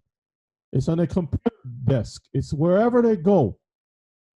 Facebook has your voice rhythm, algorithm of your voice. When you speak, it recognizes voice commands. All of these things are connected. So when you go in for business, all you're doing is triggering something else. This is the new confessional mishpachah. All of that stuff is transported throughout systems, and our people are not understanding. Basically, our children's lives has now become the lives of this new confessional. He's got the whole world in his hands. In his hands. In his hands. What if Yeshua had died and resurrected in our time with all of this information and whatnot? It will become nothing but a show. Everybody will have their smartphones, and they will be taking pictures of the resurrection, posting it live. It'll be a whole show. It wouldn't be anything with purpose about resurrection, about life, overcoming death, about the power of salvation, about the meaning of life. It would be just, wow, look at this display. Look at this thing. Let's like it. Let's see how many likes I get. This is marvelous to be here. Look at me. Let's do a selfie. Selfie? Isn't that what Shaul talked about? This generation will be nothing but selfish. Selfie. Do you think it's a coincidence that these words are being used today by the demon in the system? Traps, aka snares. Let's get Exodus chapter 23. We're going to read 32 to 33. Thou shalt make no covenant with them, nor with their gods. In our modern time, who should we not be making covenants with? The heathen. Verses 33. They shall not dwell in your land, lest they make you sin against me. For if you serve their gods, it will surely be a snare unto you. If we are caught in a system that demands our attention from the time we open our eyes to the time we close our eyes, it demands us to have interaction, but we must always tap into it. My brothers and sisters, that thing has become a god. It has become a snare and also a trap. And if we are bound for happiness through the system that causes us to lose our way, brothers and sisters, that's a trap. Let's get Deuteronomy chapter 12. We're going to read verses 30. Deuteronomy chapter 12 and verses 30. Take heed to thyself that thou be not snared by following them. After that they be destroyed from before thee, and that thou inquire not after their gods, saying, how did these nations serve their gods? Even so will I do likewise. You see, the gods require a certain service. The gods require certain interaction. And if we find ourselves, again, if we find that we can spend 12 hours a day on the internet playing games and stuff, or interacting with other people, why is it a problem when you have to do 3 hours of studies in a class? That all of a sudden you have, what do you call that thing, ADD, attention deficit, or whatever it is. You can't stay up, not even for 3 hours in the word of the Most High. but you can spend hours and hours and hours in other things. This is a problem. Okay, this is a huge problem. Let's get Luke 21. We're going to read 34 to 36. Luke 21. This is the problem. Most people will go to church, and the only thing that keeps them going is the music, entertainment. As soon as the word comes out, it seems like there's a sleep thing that happens to them. They can't take it. I'm going to tell you this much, Mr. Ka. The word of the Most High is like a buffet. When I teach, I present everything like a buffet. You take as much as you can eat. You eat as much as you can, but don't complain with the others if they want to eat and enjoy themselves, and you only want to have a salad and walk out, or you don't complain if others want to enjoy a full course meal and such like. This is what a buffet is all about. And don't talk about closing down the buffet just because you can only have a salad.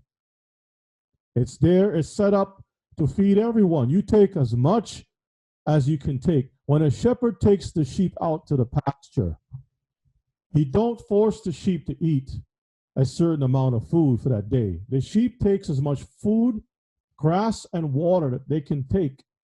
When they're filled, they sit to the side and they digest it.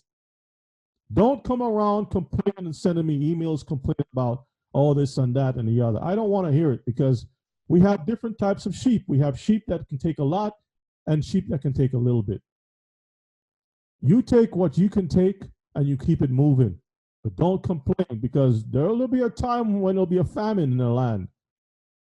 There'll be a famine for the word. What are you going to do then? The Bible says to go to the ant, you sluggard, you lazy person.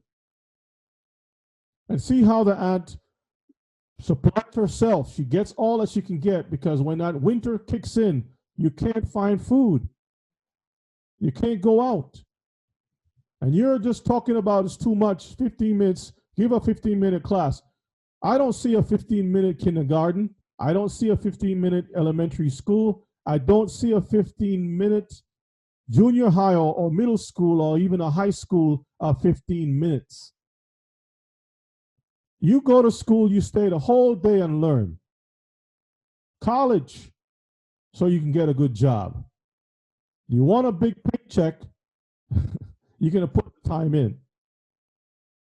Luke chapter 21, I'm going to read from 34 to verses 36. And take heed to yourself, lest at any time your hearts be overcharged with surfeiting and drunkenness and cares of this life, and so that day come upon you unawares. Because most of our people are so involved in all kinds of stuff.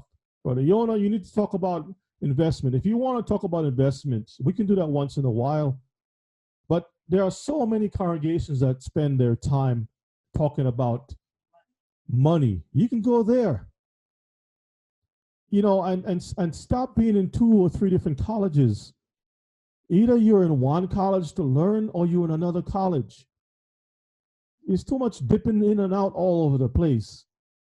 And then you're asking why you're confused about stuff. I'm not confusing you. You're confusing yourself because you're drinking from too many sources. Come on now. You know how to apply this in the real world, but when it comes to the word of the Most High, you don't know how it works. You want to argue with the teacher?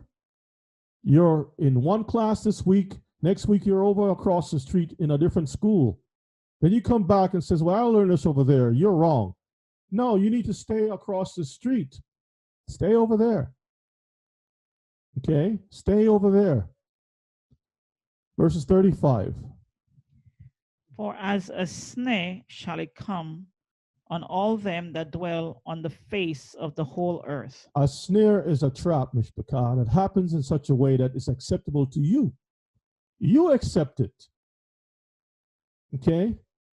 You accept it. It's acceptable to you as long as you say, oh, doesn't this thing look good and good to make one wise? And guess what happened? You bite it. Verses 36.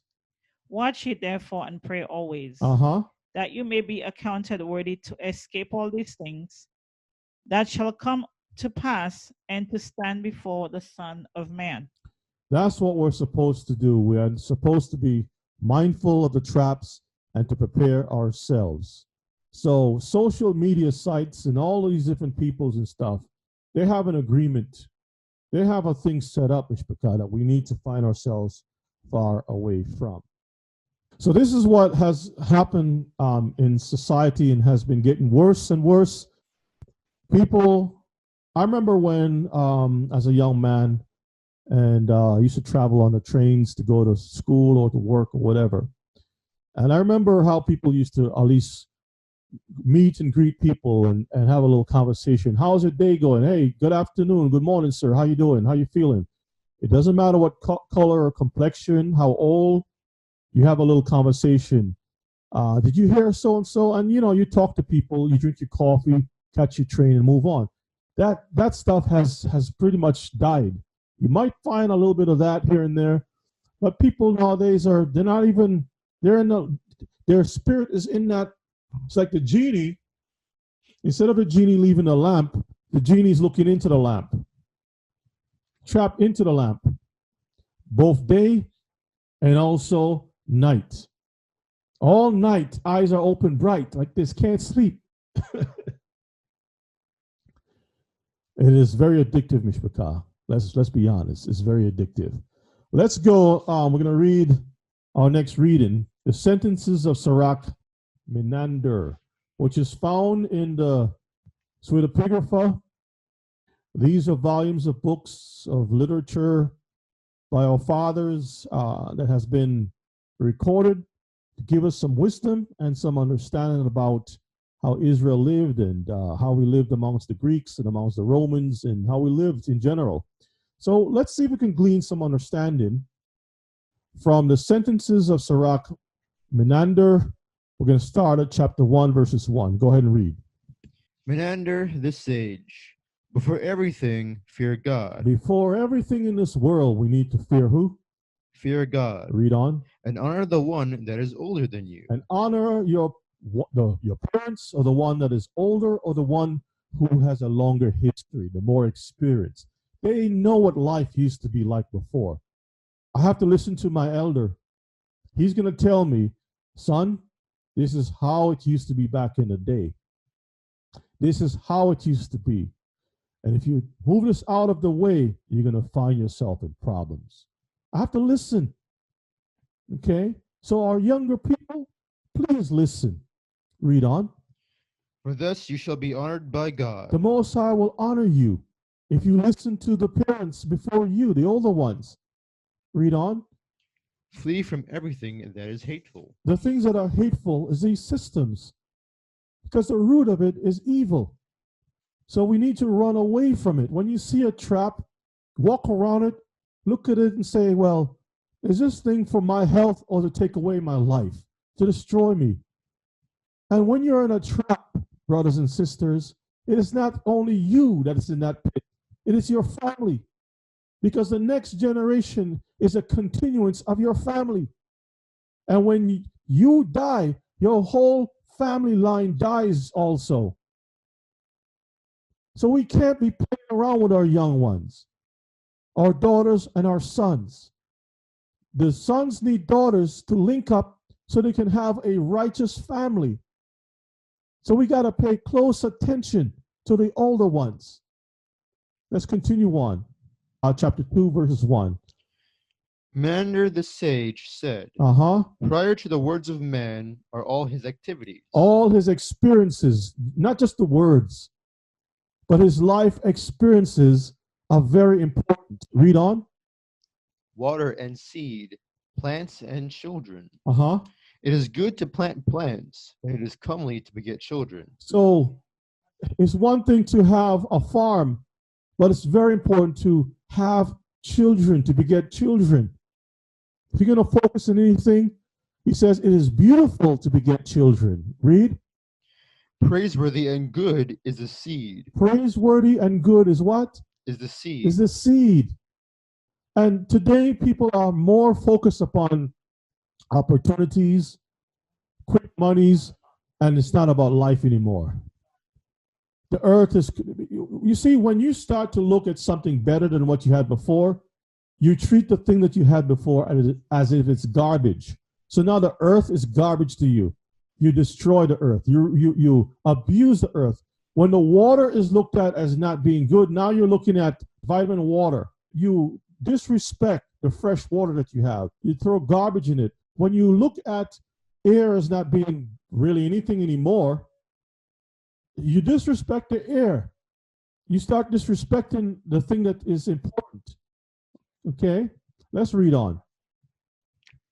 Praiseworthy and good is the seed, but he through whom it comes to pass, he is to be praised before everything. The one who is bringing forth the seed is the parent. That person is praiseworthy. He through whom it comes to pass. That's your father, your parents, your mother. He is to be praised before what? Everything. The Most High is to be praised before what? Everything. Because the Most High says, be fruitful and what? Multiply. Read on. Fear God and honor your father and mother. Uh-huh. Do not laugh at old age. Don't laugh, make mockery at the old age. Read on. For that is where you shall arrive and remain. You're going to arrive at that spot. You're going to get old at some point. And you're going to stay there, stay getting old. Read.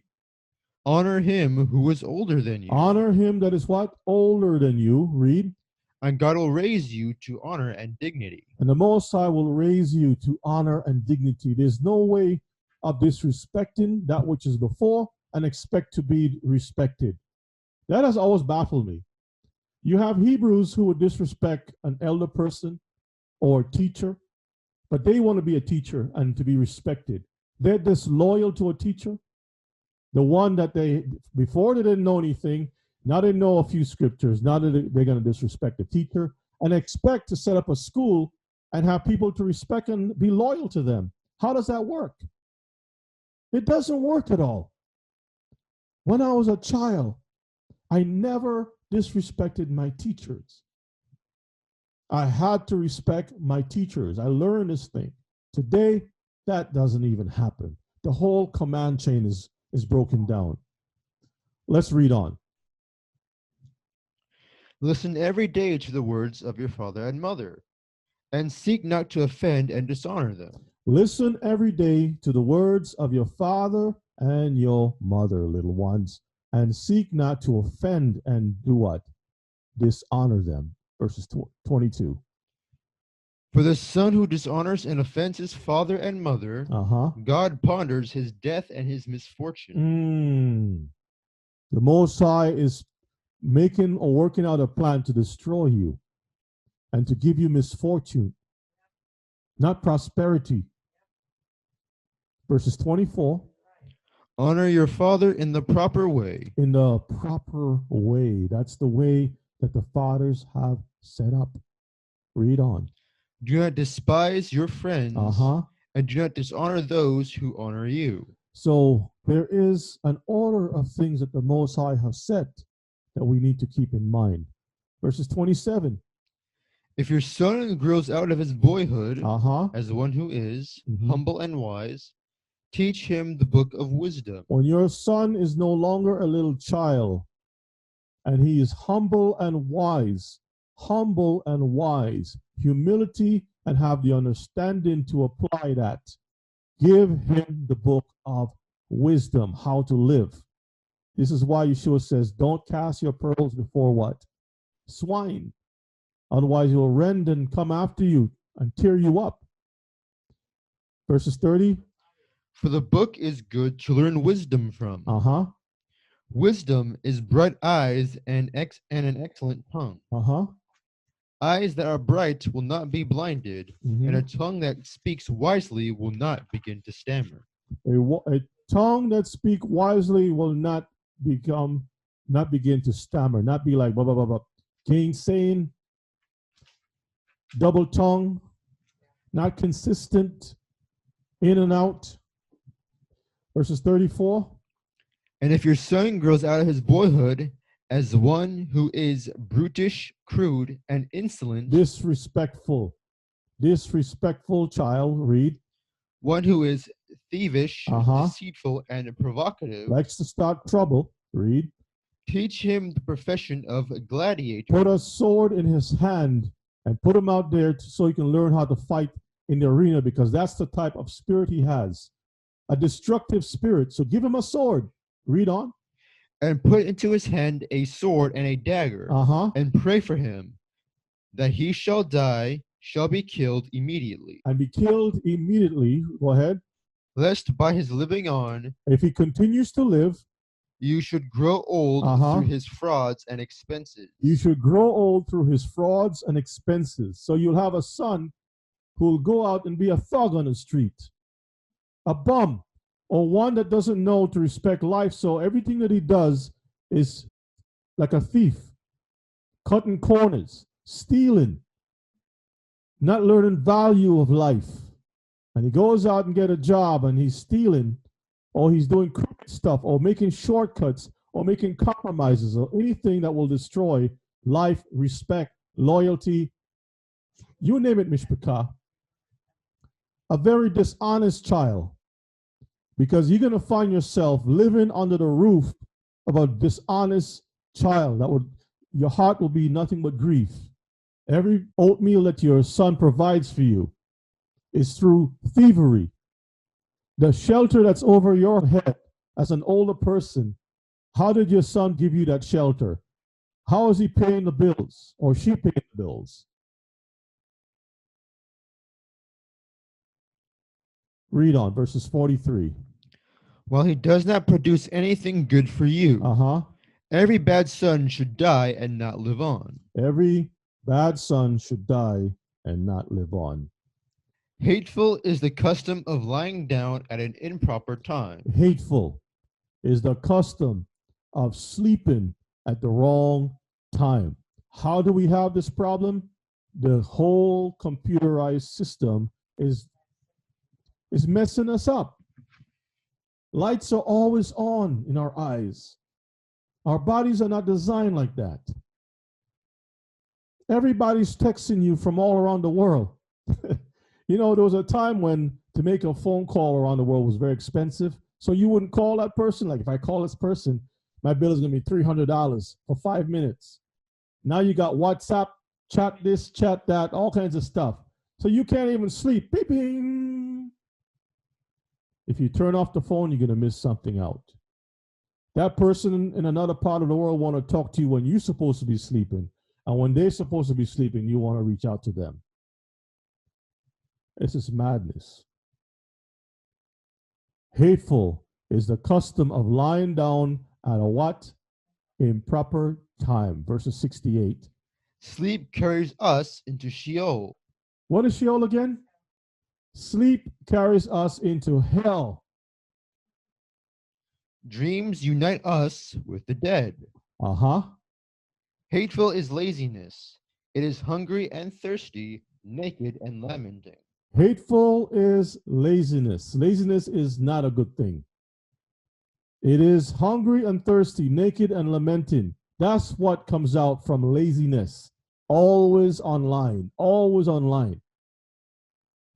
It doesn't produce anything that is good. If the system shuts down, what do you do with your life? Your whole world was inside of a box, a screen. Verses 72. How comely and praiseworthy is industry. How comely and praiseworthy is working with your hands. Working, using your skills, thinking, trying to figure things out and applying that into something. That's comely and that's also praiseworthy. I remember when I was little, I used to see those ships in a bottle, a whole ship in a bottle. And you're like, wait a minute, how did they get that thing inside that little? That's the world that we live today. Most people's lives are like a ship in a bottle. How do you live your life in that bottle? How do you find your whole world is in that bottle?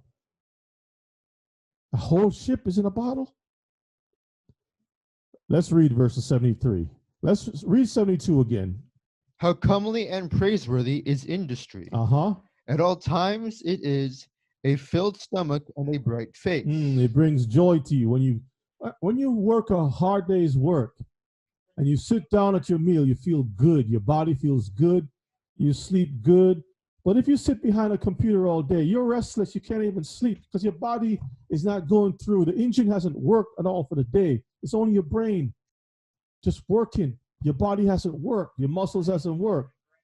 And your body doesn't know what to do with the rest of it. It's like only the head is working. The body's like a jello sitting there on the couch all the time. It's like I'm useless. So if I'm useless, if my body's useless, I have no value. If I have no value, just throw me away.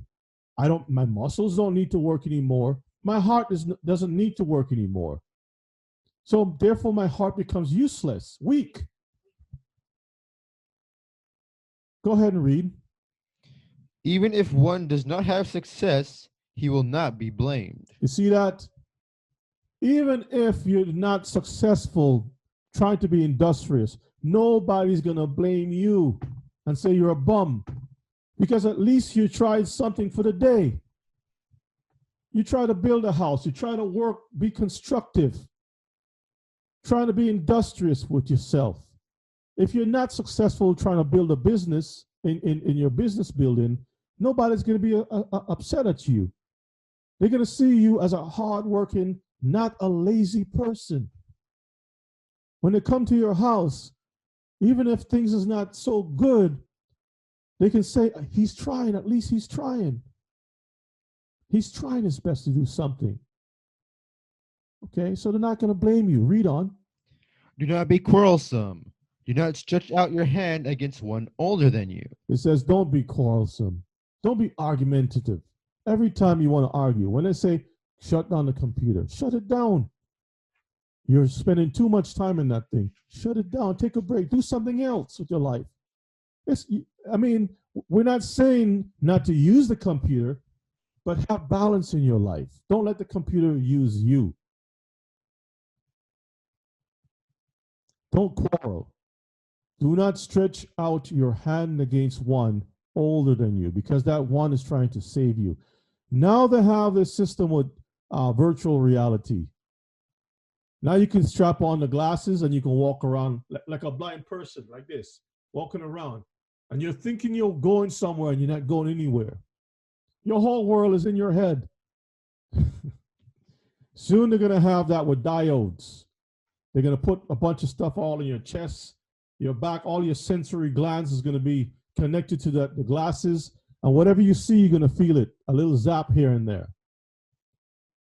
Soon you're going to find yourself in a glass tube.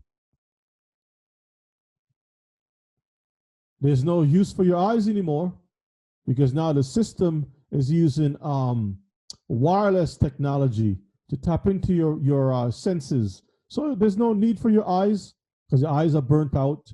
There's no need for your arms because it's useless. You just have to just twitch, like a jello, like that movie, The Matrix. It's like The Matrix. You're in a tube and everybody's into a tube. We're living in virtual reality. You choose the world that you want to live in. You can be whoever you want to be in that virtual world. Is that what you want? That's the world that the people are designing for us.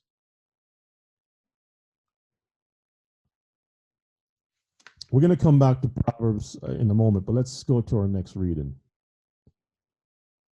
94. More than everything, love your father. Uh-huh. You shall fear him and honor him. Love your daddy. Fear him and honor him. Read on. And do not dishonor your mother. Don't despise and dishonor your mother. Mama loves you and cares for you. Verses 97. For 10 months long she bore you in her womb. For a long time she carried you in her belly. Read. And when she gave birth to you, she was at the point of death. When she gave birth to you, that was a point of time when she was almost dead. You don't know the amount of pain that she had to go through to bring you into the world. And now you are here, you become the smartest guy in the whole world. Face is twisted. I know this. Let's read verses 99. Do not laugh at the words of the aged. Do not curl your lips in scorn at the aged. Call it screw face. Do not curl your lips in scorn at the age. Lips are all twisted up. always got something to say. Verses 297. Let's read that part. Keep a boy away from evil things. The school keeps one from death, far from death. The school instruction keeps one far from death. 299. Handicraft delivers one from misfortune. Handicraft. In other words, you sit there and you carve something, you do something, you make something, you fix an engine, learn how to fix brakes. Whether it's a woman or a man, learn to do something constructive with your life. You don't see 299? Can you see the screen? The screen is messed up again. Okay. You know, I tell you, listen, you know that when we're teaching, but normally we don't have these problems, right? But whenever we go on a particular topic that is so important, all of a sudden, I told you all the first time when I did this class, half of the thing was dead. I told you all. I'm not, see what my hands is? Okay. Keep a boy away from evil things. The school keeps one far from death. Handicraft delivers one from misfortune. It's good that when you see your children sit down and build something, create something, work, it makes you a better person. The computer system is a demonic system.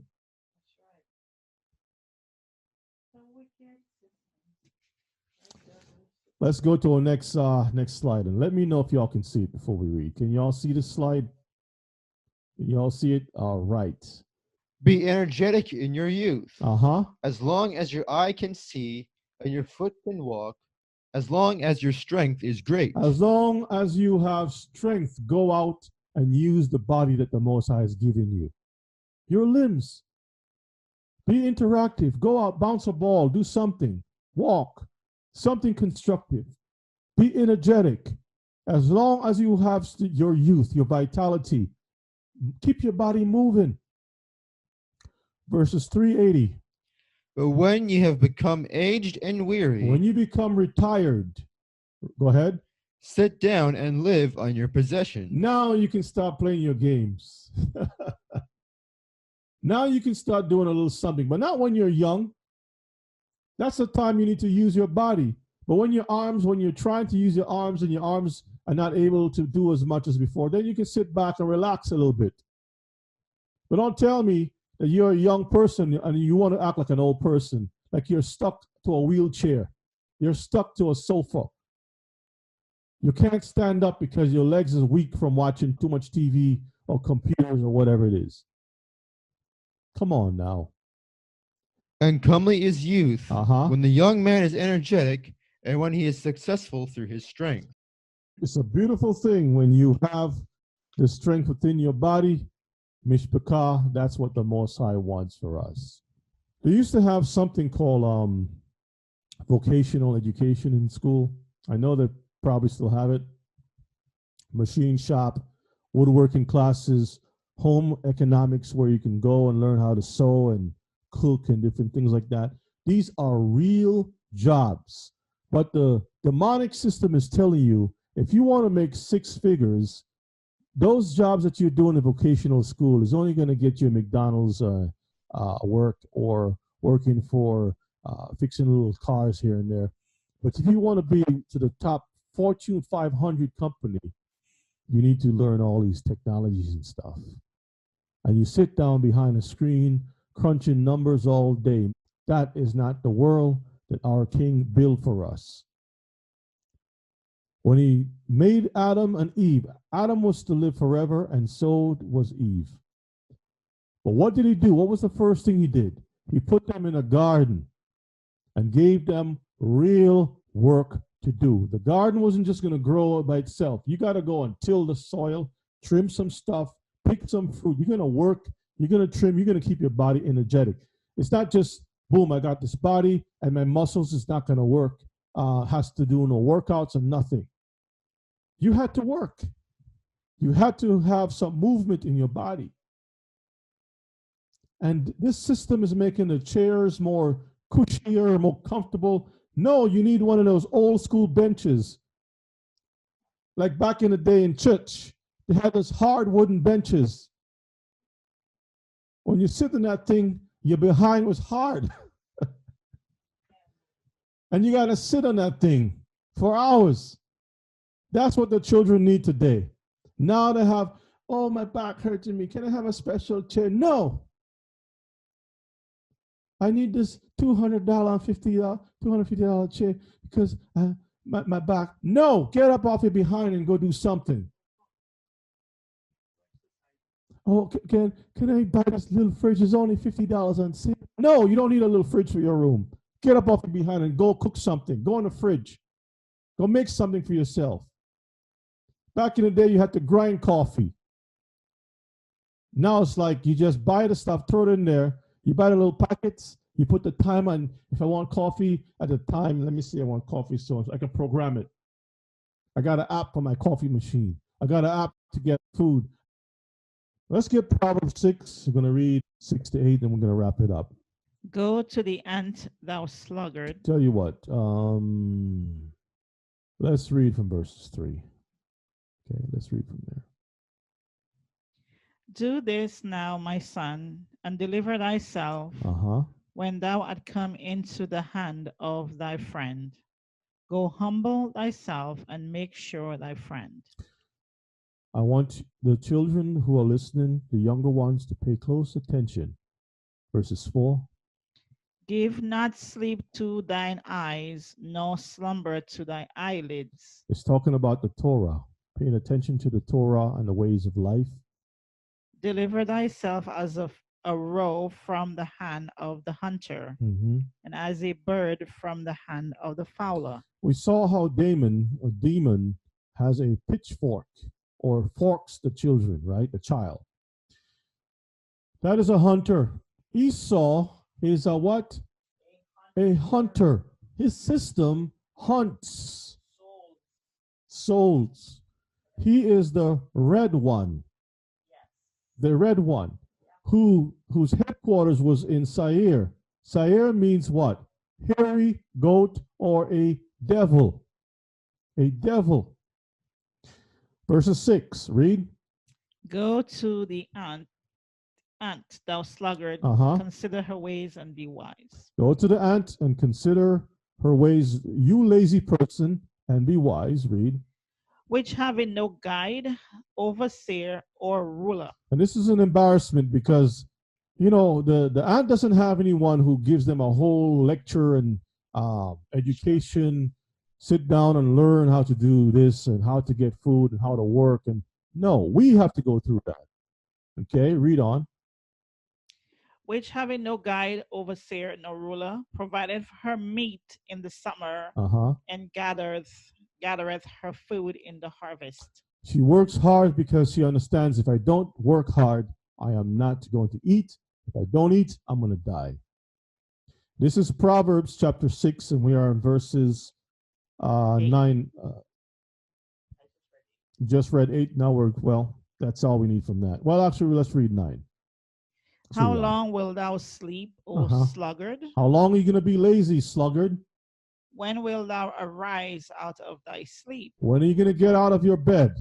Go ahead. Yet a little sleep and a little slumber, a little folding of the hands to sleep. So shall thy poverty come as one that travaileth, and thy want as an armed man. So shall your poverty come. This system that we see right now, that is being created right now, is to get rid of certain people's workers in this society. I don't know if you all realize it. Every time they make automations, they need less people to work at all. Drones don't need human beings as much, that many people. Just need one thing, you program it, and it'll automatically go out and deliver stuff to people. If you don't need people to work anymore, that's jobs that's eliminated. The more technology that there is, the less people that you need. And if you don't need people, then you're going to start to see implementations of removal of people from society, Mishpachah. This is going back to the Georgia Guidestones of reducing the population. And who do you think they're going to reduce first from the population? Who do you think they always experiment on first in the population? Our people. You see, we were brought here to serve these nations. And after they have come onto the Industrial Revolution, they no longer needed slaves as much. They needed doorkeepers because you can't have a 5,000 pound or a 5-ton machine opening a door for someone. You need a Negro to open up the door with gloves, white gloves, and to pour some lemonade for those delicate works. But as far as going into the fields and reaping cotton, bales of cotton, and all that stuff, you need machines for that. So when they came up with these machines, they no longer needed us to do those field work anymore. And every time they have a revolution, the less they need us. And then they set these laws, Jim Crow and Jim Vulture and Jim whatever it is that they set up to pick our people and to destroy our peoples. The more systems, the more technology, the less they need us. Brothers and sisters, if you look at a lot of these shows that they put out, and I know some Hebrews say, well, brother, you keep talking about these shows. Listen, if the watchmen don't see what's going on, how are you to understand what's happening? A lot of these shows show a people who are running underground, living in slums, away from the technology. They become the hunted in a new world order. And the system will have you pee in cups to analyze if you are genetically pure. There's no cancerous DNA, because a lot of our people want to throw our DNA or spit or hair samples into that DNA stuff, thinking that it's going to help us. If you think it's going to help you, it's a database gathering information so they can know who you are, where you are located, so they can regulate or control us. The census, all of these things are working together. All of these things are all part of an information gathering system. Information gathering system, Mishpachah. That's what this thing is all about. And so we need to prepare ourselves for what is coming. If we don't prepare ourselves, we're going to find ourselves in big trouble. So I hope that this class has helped us gain some understanding. And I'm just going to keep it going until the Most High said, hey, brother, time for you to come into the ark. Just going to keep it going until then. So, Mishpachah, brothers and sisters, I'm just sharing with you a few of the things that exist behind the scenes. And I'm doing this out of love for each and every one of you. I know for us parents, we look at our little babies and we only wish the best for our babies. And we want to give them things, technologies to help them to be more successful in this world.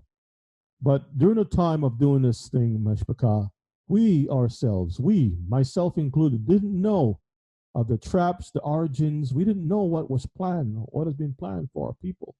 We didn't know. And now that we see what is happening, the Most High has opened our eyes to see we have to make some changes.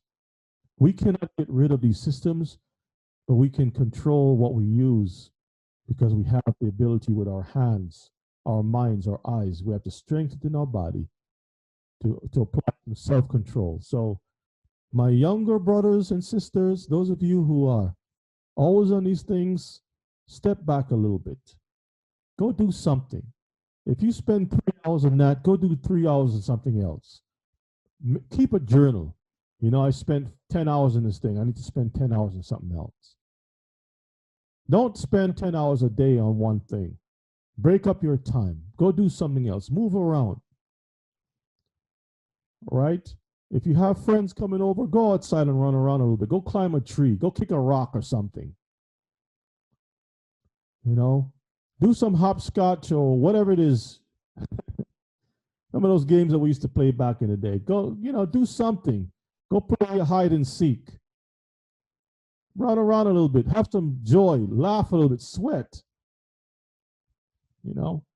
And for you older ones, don't sit around rocking and cheer. Go out and do something too.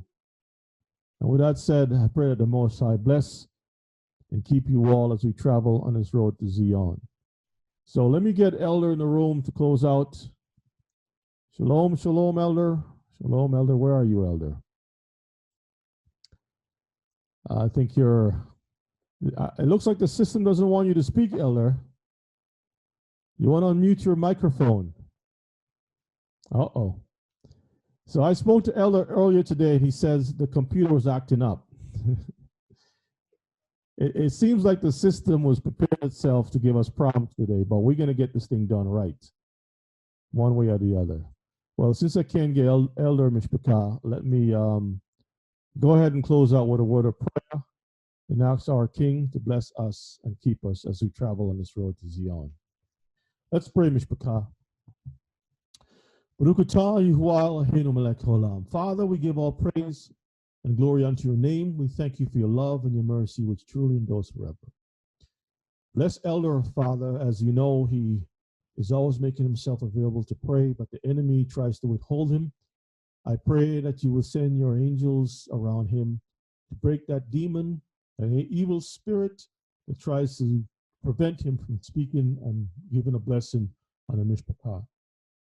Bless Israel, Father. Protect us from the onslaught of these technologies and help us to spend more time with our families and to do things that is interactive and spend time away from these systems and to do things that is lively according to your way. Protect your people, especially our little ones. Help them to love their parents, to respect their elders, and to do what is right. And help them to remember that they too will become elders one day. Bless the house of Israel. Father, we pray that you will make the time short and that you will deliver us from this captivity. Bless all our brothers and sisters, whether they are in camps or out of camps. Remember those teachers of Israel, wherever they are, protect and keep them, and let them be true to your word, now and forevermore. Father, we love you, we thank you. In your name we pray, in Yeshua's name. Amen. Hallelujah. Brothers and sisters, love you all. Stay strong, stay sharp. May the Most High be with you all and keep you, and hope to see you all on this road to Zion. I say Laila Tov. Blessings to the house of Israel. Laila Tov Mishpachah, Laila Tov. Distant travelers traveling, seeking peace from their sorrow and ease from the pain, and they got nowhere to go. A resting place you are seeking, just try.